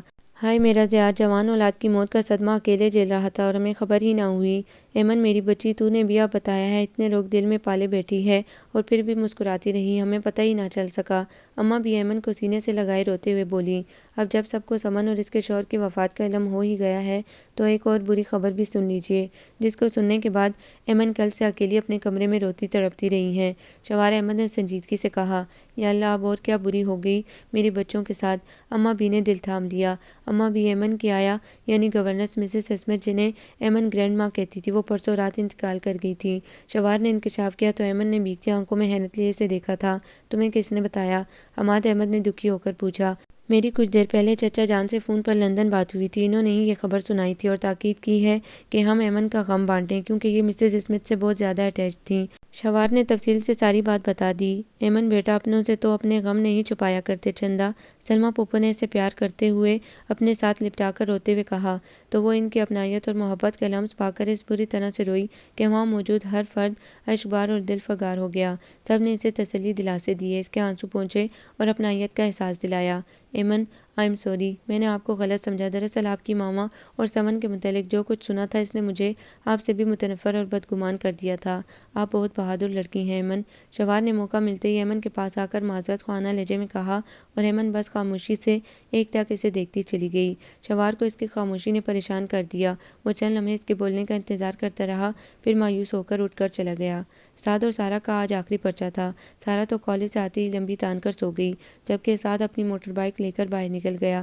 عطیہ بیگم اور سلمیٰ پھوپھو ایمن کو اپنے ساتھ بازار لے گئیں۔ انہیں کچھ عید کی خریداری کرنا تھی۔ سمن اور مسز اسمتھ کی موت کا دکھ دور کرنے کے لیے اور ایمن کی اپنے ملک میں اپنے رشتہ داروں میں یہ پہلی عید آ رہی تھی، اس لیے سب بزرگوں کا خیال تھا کہ اس عید کو سوگوار بنانے کی بجائے ایمن کے لیے بہت خوشگوار اور یادگار بنا دیا جائے، تاکہ وہ اپنی بہن اور گرینڈ ماں کی جدائی کے صدمے سے باہر نکل سکے اور اسے یہ بھی اندازہ ہو جائے کہ ہمارے ہاں عید کا تہوار کیسے منایا جاتا ہے۔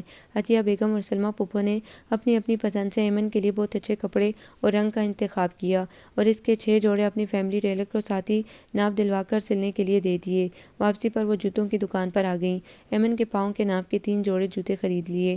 پھوپھو، تائی امی ایک پیئر ہی کافی ہے، ایمن نے جوتوں کے 3 ڈبے دے کر کہا۔ تمہارے لیے ہوگا کافی، ہمارے نزدیک تو یہ 3 بھی بہت کم ہیں، باقی انشاءاللہ پھر خریدیں گے، اب چلیں۔ عطیہ بیگم نے مسکراتے ہوئے جواب دیا، جی تائی امی۔ اور سعد، تائی امی، پھوپھو، سعد کھڑے ہوئے دکان سے باہر ایمن کی نظر پڑی تو خوف سے چیخ اٹھی۔ سعد پر ہجوم سڑک پر وین وہیلنگ کر رہا تھا۔ عطیہ بیگم کی نظر پڑی تو وہ چکرا کر رہ گئی۔ ہائے میرے اللہ، یہ کیا کر رہا ہے؟ کیوں اپنی جان کا دشمن ہوا ہے؟ کوئی روکے اسے۔ یا اللہ تو ہی سعد کو اپنی امان میں رکھنا۔ 1000 بار سمجھایا ہے اس لڑکے کو کہ یہ خطرناک کرتب مت دکھایا کر، لیکن یہ تو کسی کی سنتا ہی نہیں ہے۔ آج بھائی صاحب سے کہہ کر اس کی خوب کھچائی کراؤں گی، یوں باز نہیں آئے گا۔ سلمیٰ پھوپھو نے اسے دیکھ کر بے چینی سے کہا۔ ہائے میرا تو دل بیٹھا جا رہا ہے۔ عطیہ بیگم نے دیوار کا سہارا لیتے ہوئے کہا، تائی امی آپ یہاں بیٹھ جائیں۔ ایمن نے انہیں بازو سے پکڑا اور سلمیٰ پھوپھو نے بھی انہیں سنبھالا اور بینچ پر بٹھا دیا۔ لیں باجی پانی پی لیں۔ دکاندار فوراً پانی کا گلاس بھر لایا۔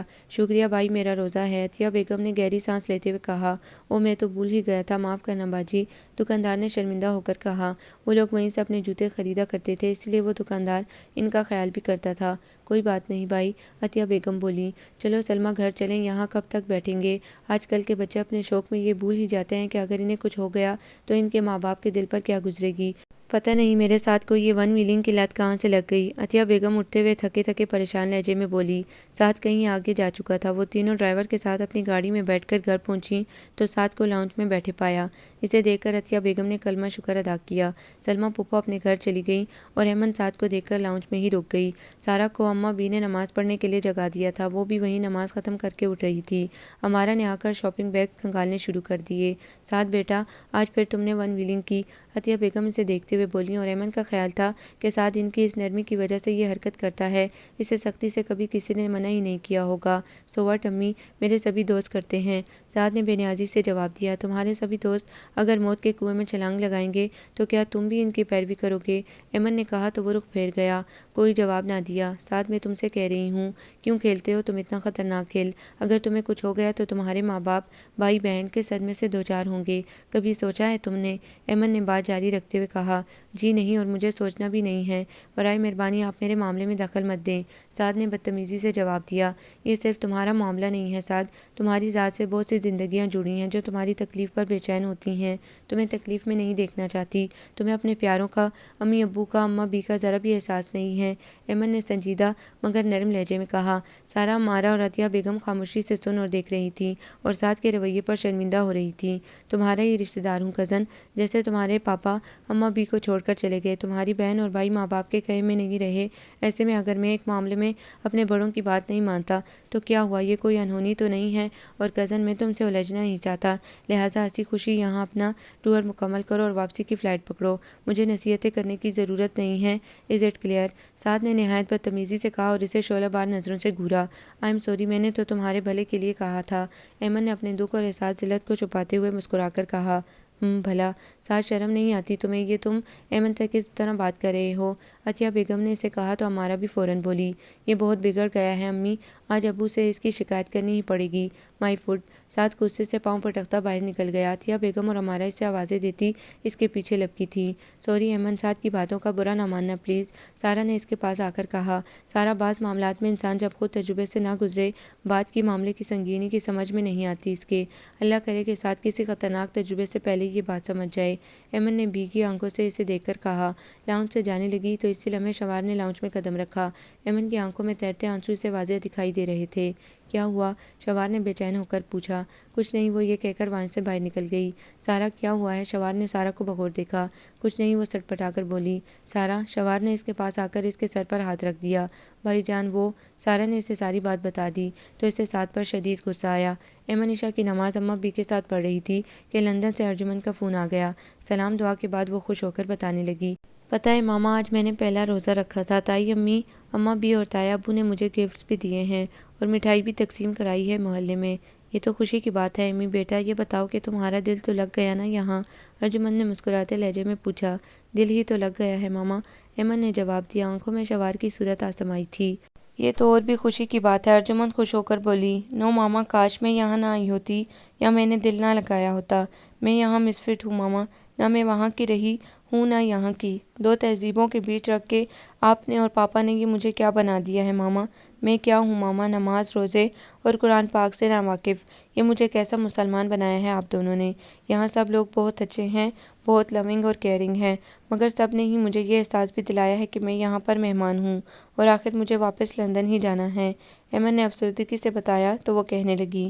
ایمن بیٹا، زیاد تو مستقل پاکستان سیٹل ہونے کا پروگرام بنا رہے ہیں۔ تمہارے پاپا کی خواہش ہے کہ تمہاری شادی ان کی بہن یا بھائی کے بیٹوں میں سے کسی سے ہو جائے۔ اور ماما آپ کیا چاہتی ہیں؟ میں بھی یہی چاہتی ہوں، آخر ہماری روٹس پاکستان میں ہی ہیں۔ تم شادی کے بعد اپنے شوہر کو لے کر لندن آ جانا، یہاں کا بزنس وہ سنبھال لے گا اور تمہارے لیے ایڈجسٹ ہونا بھی کوئی مسئلہ نہیں رہے گا۔ نہیں ماما، میں کسی پر زبردستی مسلط نہیں ہونا چاہتی اور یہاں سوائے تایا ابو کے بڑے بیٹے کے سبز کزن کی آپس میں منگنیاں ہو چکی ہیں۔ ایمن نے تفصیل سے آگاہ کیا۔ تو تم شوار سے؟ نہیں ماما، وہ مجھے ڈس لائک ناپسند کرتے ہیں۔ آپ کے اور سمن آپ کے جیسا لاپرواہ، غیر ذمہ دار، بے حس اور نہ جانے کیا کچھ سمجھتے ہیں۔ میں نہیں چاہتی کہ ہمارے بڑے زبردستی یہ رشتہ کر کے مجھے ان کے اعصاب پر مسلط کر دیں۔ اور ویسے بھی ماما، مجھ میں ایک بیٹے کو اس کے ماں باپ، بھائی بہنوں سے جدا کرنے کا حوصلہ نہیں ہے۔ میرا ضمیر گوارا نہیں کرتا کہ میں ایک ماں کو دکھ دوں۔ آپ کو پتہ ہے ماما، اماں بھی پاپا کو دن رات یاد کرتی ہیں، روتی ہیں انہیں یاد کر کر کے، اور گرینڈ پا بھی ان کی جدائی میں جان ہار گئے تھے۔ اور ماما آپ کو بھی اب احساس ہو جانا چاہیے، سمجھ لینا چاہیے کہ آپ نے جس طرح اماں بھی سے ان کے بیٹے کو جدا کر دیا تھا، تقدیر نے آج آپ کے بچوں کو آپ سے دور کر دیا ہے۔ سمن آپی تو آپ کو اب دی جدائی دے گئی ہیں اور جواد بھائی، وہ بھی ہاتھ سے نکل گئے ہیں۔ اس لیے ماما میں نہیں چاہتی کہ کل کو میرے بچے بھی مجھے چھوڑ جائیں اور دور دیس میں جا بسیں اور میں آخری عمر میں تنہا رہ جاؤں۔ نو ماما، نیور۔ میں اپنی محبت تو قربان کر سکتی ہوں مگر ایک ماں سے ایک بیٹا جدا نہیں کر سکتی، ایمن نے سنجیدگی سے کہا۔ دل میں کہیں قیامت کا شور مچا تھا۔ ایمی بیٹا، ماما میں بہت جلد واپس آ رہی ہوں۔ اوکے ماما، پھر بات کریں گے۔ پاپا کو میرا سلام کہیے گا۔ اللہ حافظ۔ ایمن کو محسوس ہوا تھا کہ کوئی دوسرے فون سیٹ پر ان کی گفتگو سن رہا ہے، اس لیے اس نے ایک دم سے بات ختم کر کے ریسیور کریڈل پر رکھ دیا اور کمرے سے باہر آ کر دیکھا۔ لاؤنج میں کوئی نہیں تھا، فون بھی ٹھیک رکھا تھا۔ اس نے اطمینان کا سانس لیا۔ صبح کے 9:30 بج رہے تھے، سبھی سوئے ہوئے تھے سوائے اماں بھی اور ایمن کے۔ اماں بھی قرآن پاک کی تلاوت کر رہی تھی۔ ایمن کچھ دیر ان کے پاس بیٹھی سنتی رہی، پھر خاموشی سے اٹھ کر چلی آئی، اپنا پرس اٹھایا اور ڈرائیور سے مارکیٹ چلنے کے لیے کہا۔ حماد احمد کی گاڑی ورکشاپ میں تھی، گھر میں اس وقت شوار کی گاڑی موجود تھی اور شوار رات کو ہی 1:30-2 بجے کے قریب گھر آیا تھا۔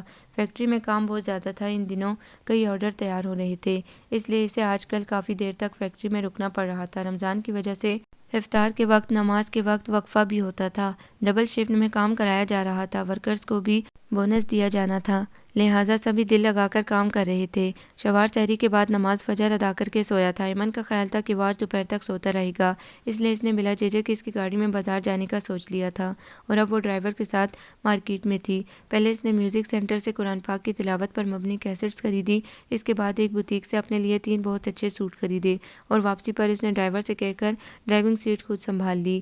لندن میں زیاد احمد نے اپنی کار ایمن کو دے رکھی تھی، وہ بہت اچھی ڈرائیونگ کرتی تھی لیکن پاکستان کی سڑکوں پر ڈرائیو کرتے ہوئے اسے ڈر لگ رہا تھا کہ کہیں ایکسیڈنٹ ہی نہ ہو جائے۔ لیاقت حسین: آپ ان سڑکوں پر کیسے گاڑی چلاتے ہو؟ ادھر کی سڑکیں تو موت کا کنواں ہیں۔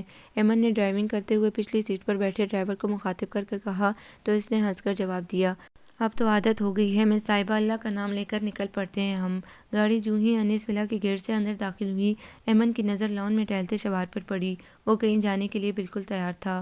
او نو، یہ اینگری ینگ مین پھر مجھ پر برسے گا، اتنی جلدی جاگ بھی گیا، ایمن نے گاڑی روش پر روکتے ہوئے دل میں کہا۔ ڈرائیور گاڑی رکتے ہی گاڑی سے اتر گیا اور سوار گاڑی کی جانب چلا آیا۔ کہاں گئی تھی آپ؟ وہ اس کے سر پر کھڑا پوچھ رہا تھا۔ لہجہ سخت تھا۔ میں مارکیٹ گئی تھی، کچھ کیسٹس خریدنا تھی، ایمن نے شاپنگ بیگ اٹھا کر گاڑی سے اترتے ہوئے جواب دیا۔ یہ میوزک کا شوق آپ رمضان کے بعد بھی پورا کر سکتی تھیں، میں کب سے گاڑی کے انتظار میں کھڑا ہوں، مجھے ضروری میٹنگ میں پہنچنا تھا۔ وہ غصیلے لہجے میں بولا تو وہ آہستگی سے بولی، آپ سو رہے تھے اس لیے میں آپ کی گاڑی لے گئی، آئی ایم سوری، مجھے نہیں معلوم تھا کہ اس گھر پر اور اس کے رہنے والوں کی چیزوں پر میرا کوئی حق نہیں ہے۔ دیکھیے ایمن آپ، یہ لیجیے گاڑی کی چابی۔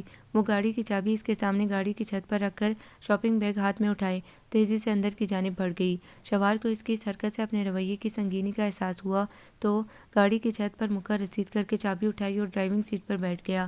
جو چابی اگنیشن میں گھمائی، اس کی نگاہ فرنٹ سیٹ پر رکھے خاکی لفافے پر پڑی۔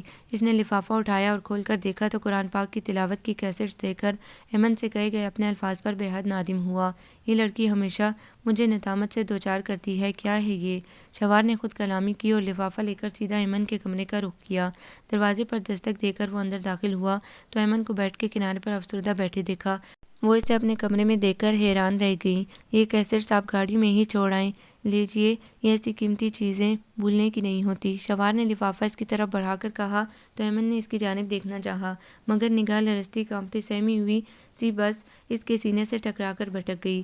اس نے لفافہ اس کے ہاتھوں سے لے لیا۔ تھینکس، یو آر ویلکم، اس نے خوش دلی سے کہا تو ایمن اس کے جملے اور لہجے پر حیران ہو کر اس کی جانب دیکھنے کی جسارت کر بیٹھی اور وہ مسکراتا ہوا کمرے سے باہر چلا گیا۔ حیرت ہے، پتھر بھی مسکرانے لگا۔ شاید وہ بھی دل ہی دل میں مجھے چاہتا ہے، مجھ سے محبت کرتا ہے، مگر نہیں، وہ تو ہمیشہ مجھ سے ناراض ہی رہتا ہے۔ اب میوزک کی جگہ تلاوت قرآن پاک کی کیسٹ دے کر شرمندہ ہوئے ہوں گے۔ موصوف جبھی ذرا نرم پڑ گئے تھے، ایمن نے زیر لب کہا اور پھر اٹھ کر وضو کیا اور سورہ رحمان کی تلاوت کیسٹ پلیئر میں لگا دی اور بہت خشوع و خضوع سے سننے لگی۔ اس کے دل کی کیفیت عجیب ہو رہی تھی، آنسو بے اختیار بہتے چلے جا رہے تھے۔ وہ ایک نئے تجربے سے، ایک انوکھی اور روح پرور کیفیت سے گزر رہی تھی۔ ایک سکون تھا جو اس کے اندر سرایت کرتا جا رہا تھا۔ اگلے دن چھٹی تھی۔ ایمن نے اپنے خریدے ہوئے ملبوسات میں سے ایک سوٹ پہننے کے لیے نکال کر استری کر لیا۔ سفید ٹراؤزر پر ہلکے گلابی رنگ کی جدید ڈیزائن والی قمیص اور دوپٹہ زب تن کر کے وہ بال سنوار کر اماں بھی کے کمرے میں ان کی رائے لینے کی غرض سے چلی آئی۔ اماں بھی دیکھیں تو میں اس لباس میں کیسی لگ رہی ہوں؟ ایمن نے اماں بھی کو دیکھتے ہوئے ان کے سامنے آ کر مسکراتے ہوئے پوچھا۔ بہت حسین اور دل نشین لگ رہی ہیں۔ جواب اماں بھی کی بجائے سوار کی طرف سے آیا تھا جو سائڈ پر رکھے سنگل صوفے پر بیٹھا تھا اور دیوار گیر آئینے میں بھی اس کا مکمل سراپا دیکھ چکا تھا، جبکہ ایمن اس کی جانب پشت ہونے کے باعث اسے نہیں دیکھ سکی تھی۔ اس کی مکمل توجہ اپنے لباس اور اماں بھی کی طرف تھی۔ میں نے اماں بھی سے رائے مانگی تھی، ایمن نے اس کی طرف دیکھ کر سر پٹا کر کہا۔ میں نے اماں بھی کی رائے ہی آپ تک پہنچائی ہے نا اماں بھی؟ سوار اپنی جگہ سے اٹھ کر اس کے پاس آتے ہوئے اماں بھی کو دیکھ کر بولا۔ ہاں میری ایمن تو گلاب کا پھول لگ رہی ہے، اللہ نظر بد سے بچائے، دیکھ تو سوار یہ لباس اس پر کیسا سج رہا ہے۔ اماں بھی نے ایمن کو محبت سے دیکھتے ہوئے اپنی مہربان باہیں اس کی سمت پھیلا کر دل سے کہا۔ ایمن ان کی باہوں میں آ سمائی، چہرہ حیا سے مزید سرخ ہو گیا تھا۔ اس پر سوار کی مسلسل موجودگی اسے ڈسٹرب کر رہی تھی۔ واقعی اماں بھی، ان کے پہننے سے تو اس لباس کی قیمت بھی بڑھ گئی ہے۔ سوار نے ایمن کو گہری نظروں سے دیکھتے ہوئے معنی خیز لہجے میں کہا تو ایمن کا دل بہت زور سے دھڑکا تھا اور اس کی پیشانی موتیوں سے سجنے لگی تھی۔ اف میرے اللہ، میں اس شخص کے سامنے اس قدر کنفیوز کیوں ہو جاتی ہوں؟ ہزاروں لڑکوں کے بیچ لندن میں پڑھتی رہی ہوں، میل ٹیچرز سے پڑھتی تھی، وہاں سب جگہ اتنے اعتماد سے گھومتی پھرتی تھی اور یہاں آتے ہی اس ایک شخص نے مجھے اپنے سیر میں جکڑ کر بے بس اور بوکھلایا ہوا بنا دیا ہے۔ ایمن نے اپنے دل میں کہا، ویسے مغربی ملک اور ماحول کی عادی اور پیداوار کسی لڑکی کا شرمانا لجانا اور گھبرانا کسی قیامت سے کم نہیں ہے۔ سوار نے آہستگی سے کہا، شرم و حیا مشرق یا مغرب کی نہیں بلکہ مذہب اور شریف معاشرے اور ملک کی میراث ہوتی ہے۔ ایمن نے اسے دیکھتے ہوئے سنجیدگی سے جواب دیا۔ Well said. وہ بہت خوش دلی سے مسکرایا تھا۔ اماں بھی نے اس دوران ایمن پر آیت الکرسی پڑھ کر پھونکی اور اس کی پیشانی چوم لی۔ ایمن بیٹا، روزہ تو نہیں لگ رہا؟ اماں بھی نے شفقت سے پوچھا۔ نہیں اماں بھی، روزہ تو نہیں لگ رہا، دل لگ رہا ہے اماں بھی۔ شوہر نے ایمن کو گہری نظروں سے دیکھتے ہوئے معنی خیز جملہ کہا تو ایمن بری طرح سڑپٹا گئی۔ میں ابھی آئی اماں بھی۔ ایمن بہانے سے اٹھ کر باہر نکلی اور سیدھی ٹیرس پر آ کر رکی۔ یہ دیکھے بغیر کہ شوہر اس کی اس حرکت سے کتنا محظوظ ہوا تھا۔ شوہر کو کیا ہوا ہے؟ مجھے جان بوجھ کر ستا رہے ہیں، بار بار مغرب کی پیداوار ہونے کا طعنہ دیتے ہیں، شاید میرے کردار کو آزما رہے ہیں۔ اگر ایسا ہے تو شوہر، یہ تو میں آپ کو کرنے نہیں دوں گی۔ دل کی بات دل میں ہی چھپائی رکھوں گی، آپ کے سامنے کمزور نہیں پڑوں گی۔ آپ مجھے جھکانا چاہتے ہیں مگر میں نہیں جھکوں گی۔ میں آپ سے محبت کرنے میں تو پہل کر چکی ہوں کہ دل پر کسی کا بس نہیں چلتا، مگر اظہار محبت میں اس وقت تک اپنی زبان سے آپ کے روبرو نہیں کروں گی جب تک آپ مجھے دل و جان سے قبول نہیں کر لیتے۔ ایمن نے دل میں اسے مخاطب کر کے کہا۔ اس کی نگاہیں نیلے آکاش پر جمی تھیں کہ اچانک موٹر سائیکل کی آواز نے اسے چونکا دیا۔ اس کی آواز کی سمت نگاہ دوڑائی تو سڑک پر جاری منظر دیکھ کر اس کی چیخ نکل گئی۔ ساتھ اس کا دوست روہیل اور ایک ان کا کلاس فیلو کامران روڈ پر ون ویلنگ کر رہے تھے اور شور بھی مچا رہے تھے۔ تینوں لڑکوں نے اپنی موٹر سائیکلیں ایک ہی لائن میں ایک وہیل پر اوپر اٹھا رکھی تھیں۔ ایمن کے لیے یہ منظر دیکھنا محال ہو رہا تھا۔ اس نے سعد کو آواز دینا چاہی مگر آواز حلق میں دب کر رہ گئی اور آن کے آن میں اس کی آنکھوں کے سامنے سعد اور روہیل کی موٹر سائیکلیں آپس میں ٹکرا گئیں اور ایک زوردار دھماکے کے ساتھ وہ دونوں تارکول کی پختہ سڑک پر لہو میں نہائے تڑپنے لگے۔ کامران نے اپنی موٹر سائیکل سیدھی کر کے روکی تھی اور ایمن چیختی ہوئی نیچے دوڑی۔ تایا ابو، تائی امی، شوہر، وہ روتی چلاتی ہوئی لاؤنج تک آئی تھی۔ کیا ہوا ایمن، تمہاری طبیعت تو ٹھیک ہے نا؟ شوہر دوڑتا ہوا چلا آیا اور پریشان ہو کر پوچھا تو اس نے روتے ہانپتے لہجے میں بتایا، وہ ساتھ باہر سڑک پر ایکسیڈنٹ ہو گیا ہے۔ او نو! شوہر تیزی سے باہر بھاگا۔ چوکیدار پہلے ہی آواز سن کر وہاں پہنچ گیا تھا۔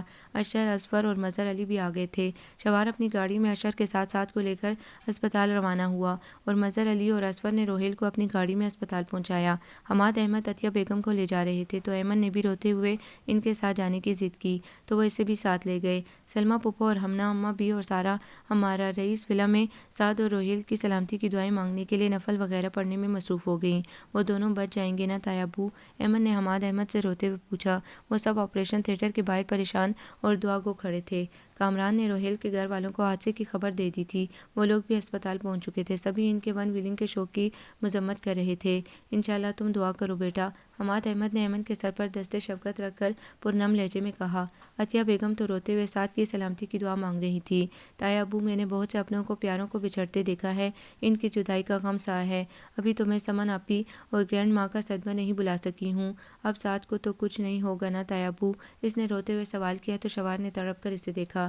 نہیں بیٹا، ہمارا سعد تندرست ہو جائے گا انشاءاللہ، حماد احمد نے اسے سینے سے لگا کر تھپکتے ہوئے دل سے کہا۔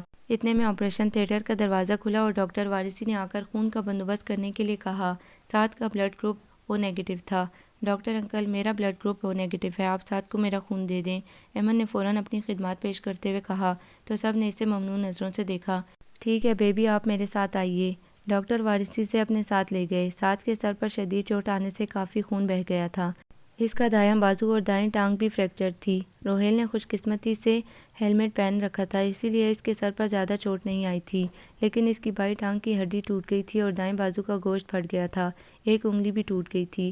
ایمن نے سعد کے لیے 2 بوتلیں خون کی دیں اور جب ڈاکٹر نے سعد کے ہوش میں آنے کی خبر سنائی تو اس کا دل خوشی سے جھوم اٹھا کہ اس کا خون رائے گاہ نہیں گیا تھا، اس نے ایک زندگی بچا لی تھی۔ حماد احمد اور عطیہ بیگم نے اسے ڈھیروں پیار کیا اور اس کا شکریہ ادا کیا تو وہ کہنے لگیں، اپنوں کا شکریہ نہیں ادا کرتے تایا ابو، اپنوں کا اپنا پن تو ایسے موقع پر ہی سامنے آتا ہے۔ میں نے اپنا فرض ادا کیا ہے، شکریہ ادا کر کے آپ لوگ مجھے شرمندہ نہ کریں۔ جیتی رہو بیٹی، اللہ سب کو تم جیسی نیک اور پیاری بیٹی سے نوازے، حماد احمد نے محبت سے اس کی پیشانی چوم کر کہا تو وہ مسکرا دی۔ سعد کا دوست روہیل بھی کافی بہتر تھا۔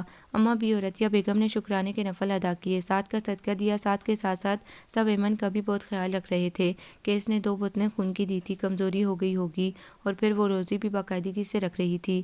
اسے زندگی میں پہلی بار عبادت کر کے روح کو آسودگی اور سکون بخشنے کا موقع ملا تھا۔ سعد سب سے شرمندہ تھا، اس نے کسی بڑے کا کہا نہیں مانا تھا، ایمن کے سمجھانے پر الٹا اسے ہی ڈیگریڈ کیا تھا۔ وہ ایمن سے نظریں نہیں ملا پا رہا تھا۔ وہ اس سے ملنے آئی تو سعد جان بوجھ کر سوتا بن گیا۔ اتنے بڑے حادثے کے بعد بھی سوئے رہو گے؟ اب تو جاگ جاؤ بردر، ایمن نے مسکراتے ہوئے کہا تو سعد نے آنکھیں کھول دیں۔ آئی ایم سوری ایمن، میں نے تمہارے ساتھ بہت بدتمیزی کی تھی۔ سعد نے ایمن کو دیکھتے ہوئے ندامت آمیز لہجے میں کہا، تو سزا بھی تو بھگت رہے ہو نا، کتنا سمجھاتے تھے سب تمہیں، مگر تم تو لاتوں کے بھوت تھے، باتوں سے کیسے سمجھ سکتے؟ اب تو ہم سب کی بات تمہاری سمجھ شریف میں آ گئی ہے نا؟ ایمن نے اسے دیکھ کر مسکراتے ہوئے کہا، ہاں آئندہ میری توبہ، میں کبھی ون ویلنگ نہیں کروں گا۔ شکر ادا کرو، اللہ نے تمہیں نئی زندگی بخشی ہے، ایمن نے احساس دلایا۔ شکر الحمدللہ، اور تمہارا بھی بہت بہت شکریہ ایمن، تم نے اپنا خون دے کر میری جان بچائی ہے اور عمر بھر کے لیے مجھے اپنا مقروض بنا لیا ہے۔ بکواس نہیں کرو، اچھا میں نے اس خاندان کی بیٹی ہونے اور ایک انسان سے انسان ہونے کے ناطے اپنا فرض ادا کرنے کی کوشش کی تھی، جو الحمدللہ کامیاب ہو گئی، اور تم زندگی کی طرف لوٹ آئے ہو۔ ایمن نے اسے ڈانٹ کر سنجیدگی سے کہا، تم بہت اچھی ہو ایمن۔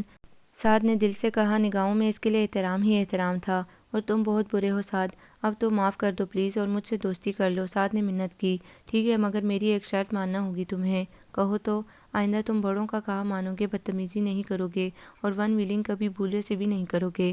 ایمن نے اسے دیکھتے ہوئے کہا، پرومس؟ سعد نے مسکرا کر اس کا حکم ماننے کی حامی بھری، پکا پرومس؟ ہاں پکا پرومس، سعد نے یقین دلایا۔ تو پھر ملاؤ ہاتھ، آج سے ہماری دوستی بھی پکی ہے۔ ایمن نے اس کے پلستر شدہ بازو میں سے جھانکتے ہاتھ کو تھام کر نرمی سے دبایا۔ اسی وقت شوار نے کمرے میں قدم رکھا، اندر کا منظر دیکھ کر کچھ الجھن سی اس کی آنکھوں میں در آئی تھی، اور ایمن نے شوار کو دیکھ کر نرمی سے سعد کا ہاتھ تھپ تھپایا اور چھوڑ دیا، اور کمرے سے ہی باہر چلی گئی۔ اچھا تو یہ آپ ہیں جبھی ایمن میدان چھوڑ کر چلی گئی ہے۔ سعد کی نظر شوار پر پڑی تو مسکراتے ہوئے بولا، کیسی طبیعت ہے تمہاری؟ شوار نے اس کے پاس بیٹھتے ہوئے پوچھا، بالکل ٹھیک ہے، آخر ایمن جیسی بہادر لڑکی کا خون میرے وجود میں گردش کر رہا ہے۔ ایمن تو ہے ہی زندگی، خوشی اور آشتی کا نام ہے، بے خوف اور نہ ڈر ہے وہ، مگر بہت لونگ اور کیئرنگ بھی ہے، بہت زیادہ حساس ہے ایمن۔ اور بھائی جان، آپ نے بھی ناحق بے قصور ڈانٹا ہے آج تک اسے، سعد نے سنجیدگی سے کہا، بہت سمجھنے لگے ہو ایمن کو۔ شوار نے گہری نظروں سے اس کا چہرہ جانچا تو وہ ہنس پڑا، اور شرارت سے معنی خیز لہجے میں بولا، میں تو سمجھ ہی گیا ہوں، اب آپ بھی سمجھ جائیں تو بہتر ہے، تم آرام کرو میں ابھی آتا ہوں۔ شوار اس کی بات نظر انداز کرتے ہوئے بولا اور کمرے سے چلا آیا، جہاں ایمن اسور اور ہمنا کے ساتھ باتوں میں مصروف تھی۔ شوار نے دیکھا وہ اپنے خریدے ہوئے سفید چوڑی دار پاجامے، سفید قمیض اور دوپٹے میں شانوں تک لہراتے تراچیدہ بالوں میں میک اپ سے مبرا چہرہ لیے بے حد مقدس، پاکیزہ اور باوقار دکھائی دے رہی تھی۔ نگاہ تو جیسے پلٹنا ہی بھول گئی تھی۔ اتنے حیران ہو کر کیوں دیکھ رہے ہو بھائی؟ یہ اپنی ایمن ہی ہے، مشرقی لباس میں، کیسی پیاری لگ رہی ہے میری بہن۔ اسفر نے شوار کے شانے پر ہاتھ رکھ کر کہا تو وہ خجل سا ہو گیا، اور ایمن نے دل کو سنبھالنے کی کوشش میں رخ پھیر لیا۔ خیر ہے، ایک کا منہ مشرق کی طرف ہے تو دوسری کا منہ مغرب کی جانب۔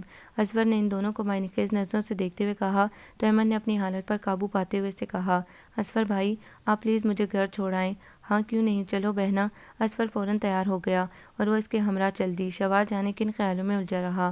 ایک ہفتہ اسپتال میں رہنے کے بعد سعد گھر آ گیا۔ حماد احمد اور عطیہ بیگم نے اس کا خوب صدقہ اتارا۔ نظر نیاز تھی، وہ بہت بہتر حالت میں تھا، اور اس کی زندگی بچ جانے کی خوشی میں عید کی تیاریوں میں اور بھی جوش و خروش آ گیا تھا۔ آج 20واں روزہ تھا۔ ایمن نے دیکھا امارہ، سارہ اور ہمنا اماں بی کے کمرے میں خوبصورت ملبوسات شرارے غرارے پھیلائے بیٹھی تھیں۔ آؤ ایمن، یہ دیکھو ہم سب کے عید کے کپڑے سل کر آ گئے ہیں۔ یہ لہنگا سوٹ تمہارا ہے، پنک کلر تم پر بہت سوٹ کرتا ہے نا؟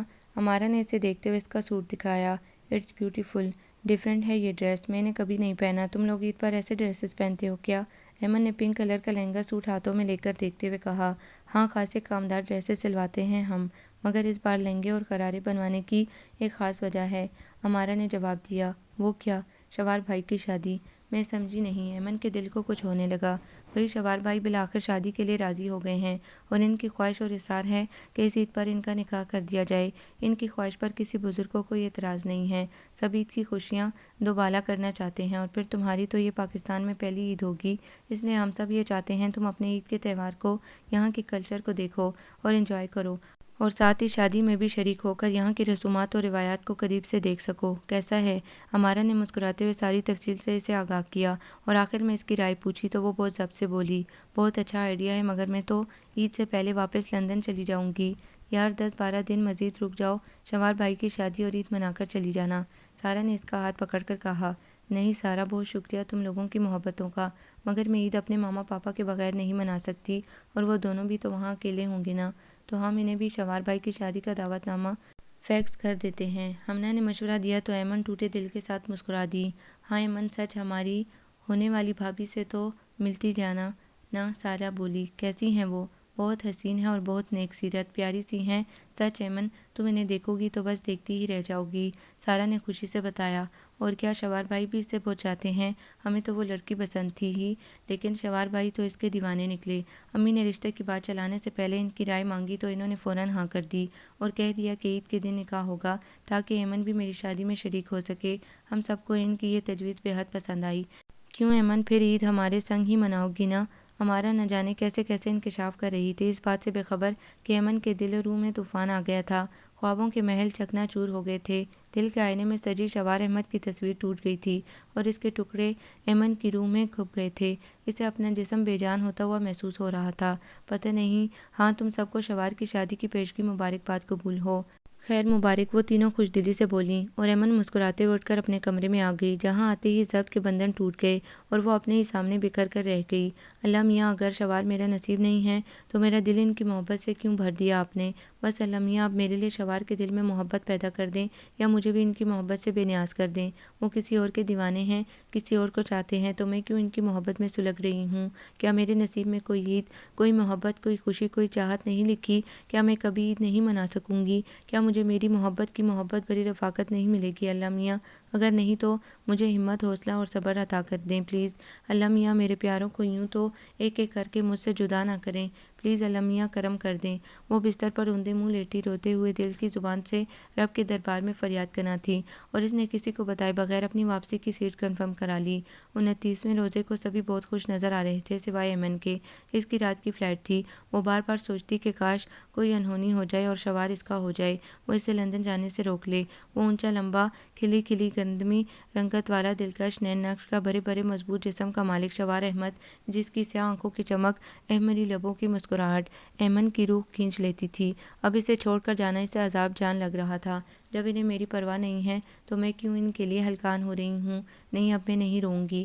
اگر شوار میرے نصیب میں لکھے ہیں تو میں دنیا کے کسی بھی کونے میں چلی جاؤں، وہ مجھے مل کر رہیں گے، اور وہ میرا نصیب نہیں ہے تو میرے یہاں رہنے سے مجھے نہیں مل سکتے۔ ہاں، مجھے بے فکر ہو کر جانا چاہیے، مگر یہ دل، اوہ میرے خدا، مجھے ہمت دے۔ ایمن نے خود کو سمجھایا، اور جس وقت سب عشاء کی نماز ادا کر رہے تھے اور عید کا چاند نظر آنے کا اعلان ٹی وی اور مساجد سے بار بار کیا جا رہا تھا، ایمن بجھے دل کے ساتھ اپنا سوٹ کیس اٹھا کر اپنے کمرے سے باہر نکل رہی تھی۔ وہ کسی سے ملے بغیر خاموشی سے چلی جانا چاہتی تھی، مگر دل بار بار یہ خواہش کر رہا تھا کہ وہ اینگری ینگ مین اسے روک لے اور اس کی محبت کو عید میں بدل دے۔ وہ انہی سوچوں میں گم چلی جا رہی تھی کہ سوٹ کیس صوفے سے ٹکرا گیا اور وہ گرتے گرتے بچی۔ چوروں کی طرح گھر سے نکلنے کا یہی نتیجہ نکلتا ہے۔ شوار کی آواز پر وہ سٹ پٹا کر اس کی جانب مڑی۔ وہ مسکرا رہا تھا۔ آپ نے تو مجھے ڈرا ہی دیا، وہ سوٹ کیس اٹھاتے ہوئے بولی، اور آپ نے تو مجھے ہرا ہی دیا۔ وہ معنی خیز جملہ بول کر اس کے سامنے آ رکا۔ پلیز میرا راستہ چھوڑ دیں، وہ لرزتی آواز میں بولی۔ دل کی دنیا میں تلاطم برپا تھا۔ تمہاری منزل تو تمہارے سامنے ہے، پھر یہ سفر کس لیے، راستوں کی تلاش کس لیے ہے ایمن؟ وہ گہری اور والہانہ نظروں سے اسے دیکھتے ہوئے بولا، اور اس کے اندر خوش فہمیوں کے گلاب کھلا گیا۔ مجھے نہیں معلوم آپ کیا کہہ رہے ہیں۔ وہ نروس ہو رہی تھی، نظریں چرا رہی تھی، ڈر رہی تھی کہ کہیں وہ اس کی آنکھوں میں اپنا عکس نہ دیکھ لے، اپنا نام نہ پڑھ لے۔ دل کی بے قراری کہیں آنکھوں کے دریچوں سے اس پر عیاں نہ ہو جائے۔ ادھر دیکھو، کیا واقعی تمہیں نہیں معلوم؟ آپ پہیلیاں کیوں بجھوا رہے ہیں؟ صاف بات کریں۔ صاف بات یہ ہے کہ تم یہاں سے کہیں نہیں جاؤ گی، وہ رعب سے بولا۔ کیوں، کون روکے گا مجھے؟ محبت، وہ خواب آگیں لہجے میں بولا۔ کون سی محبت؟ دل میں کہیں شادیانے سے بجنے لگے تھے۔ وہ محبت جو تمہیں مجھ سے ہے اور وہ محبت جو مجھے تم سے ہے، وہ اس کی آنکھوں میں دیکھتے ہوئے یقین سے بولا تو اس کے اندر بجلی سی دوڑ گئی۔ اسے اپنی سماعتوں پر یقین نہیں آ رہا تھا کہ شوار احمد اسے محبت کا اظہار کر رہا ہے۔ مجھے کوئی محبت نہیں ہے، وہ صاف مکر گئی، مگر زبان، لہجہ، آنکھیں، چہرہ کچھ بھی اس کا ساتھ نہیں دے رہے تھے۔ شوار مسکراتے ہوئے بولا، ایمن، محبت میں انا نہیں ہوتی، وفا ہوتی ہے۔ تم یوں جھوٹ بول کر یہاں سے چلی گئی تو ساری زندگی پچھتاؤ گی، اور آپ؟ ایمن نے اس کے جذبوں کی سچائی سے دمکتی آنکھوں میں دیکھا۔ میں پچھتانا نہیں چاہتا، اس لیے تمہیں روک رہا ہوں، شوار نے ایمانداری سے جواب دیا۔ ہاں ایمن، تم میرا کہا سنا بھی معاف کر دو اور رک جاؤ پلیز، ورنہ میں غصے میں آ کر اپنے اس پلستر شدہ ٹانگ کے ساتھ ون ویلنگ کرنے چلا جاؤں گا۔ ساتھ بیساکھی کے سہارے بمشکل ایک ٹانگ پر زور دے کر چلتا ہوا لاؤنج کے دروازے پر پہنچا اور ایمن کو دیکھتے ہوئے دھمکی دی تو اس نے سوٹ کیس نیچے رکھ دیا۔ تم تو پہلے ہی ون ویلنگ کر رہے ہو کزن، بائیک پر ون ویلنگ کر کے کیا اپنا دوسرا ویل بھی خراب کرانے کا ارادہ ہے؟ ایمن مسکراتے ہوئے بولی تو وہ ہنس پڑا۔ ایمن کا اشارہ اس کی ٹوٹی ہوئی پلستر شدہ ٹانگ کی طرف تھا۔ وہ فوراً سمجھ سمجھ گیا تھا۔ واقعی وہ ایک پاؤں پر ہی تو چل رہا تھا آج کل۔ پلستر اترنے میں ابھی کچھ دن باقی تھے۔ بھائی جان، آپ ایک چھوٹی سی لڑکی کو نہیں منا سکتے؟ سعد نے اسے چھیڑا۔ اسے تو میں منا ہی لوں گا، تو یہاں سے نکل۔ شوار نے اسے گھورا۔ جا رہا ہوں سب کو بتانے۔ وہ ہنستا ہوا چلا گیا۔ تو ایمن بھی جانے لگی۔ کہاں چلی؟ شوار نے اپنا بازو آگے کر کے راستہ روکا۔ جہاں سے آئی تھی۔ میں اپنی محبت کو کہیں نہیں جانے دوں گا۔ شوار کا پیار کی شبنم میں بھیگتا لہجہ ایمن کی روح پر خوشیوں کی برسات کرتا چلا گیا۔ اس کے دل کو اس کی بات پر اعتبار آ رہا تھا، مگر جو وسوسے تھے اس کے رویے کے باعث، وہ اس کی وضاحت سے ہی ختم ہونے تھے۔ محبت، آپ تو شروع دن سے مجھے ناپسند کرتے رہے ہیں، مجھ پر غصہ کرتے رہے، اب یہ اچانک محبت کہاں سے آ گئی بیچ میں؟ وہ سنجیدگی سے بولی۔ تمہارے اور میرے بیچ محبت ہی ہونی چاہیے، کوئی بے اعتباری، بدگمانی یا بے یقینی کبھی نہیں آئے گی ایمن۔ دراصل تمہاری ماما کا جو اس گھر کے لوگوں کے ساتھ رویہ اور سلوک رہا، پھر سمن، اللہ اس کی مغفرت فرمائے، سمن اور جواد کے کردار، عادات اور رویوں کے متعلق میں نے جو کچھ سنا تھا، اس کی وجہ سے میں تم سے بھی بدگمان ہو گیا تھا۔ میرا خیال تھا کہ تم بھی اپنے بھائی بہن اور ماما جیسی بے حس اور بے پرواہ ہوگی، مگر تم نے تو مجھے حیران کر دیا، اور میں اپنے رویے پر بہت پشیمان بھی تھا۔ تم نے تو ہم سب کے دل جیت لیے ہیں۔ تمہارے خیالات جان کر ہی میں تمہاری محبت میں گرفتار ہو گیا۔ غصہ اور سختی اس لیے کرتا رہا کہ اگر تم بھی منفی سوچ اور رویے کی مالک ہوئیں تو اس کا اثر ہمارے گھر کے کسی فرد پر نہ پڑ سکے۔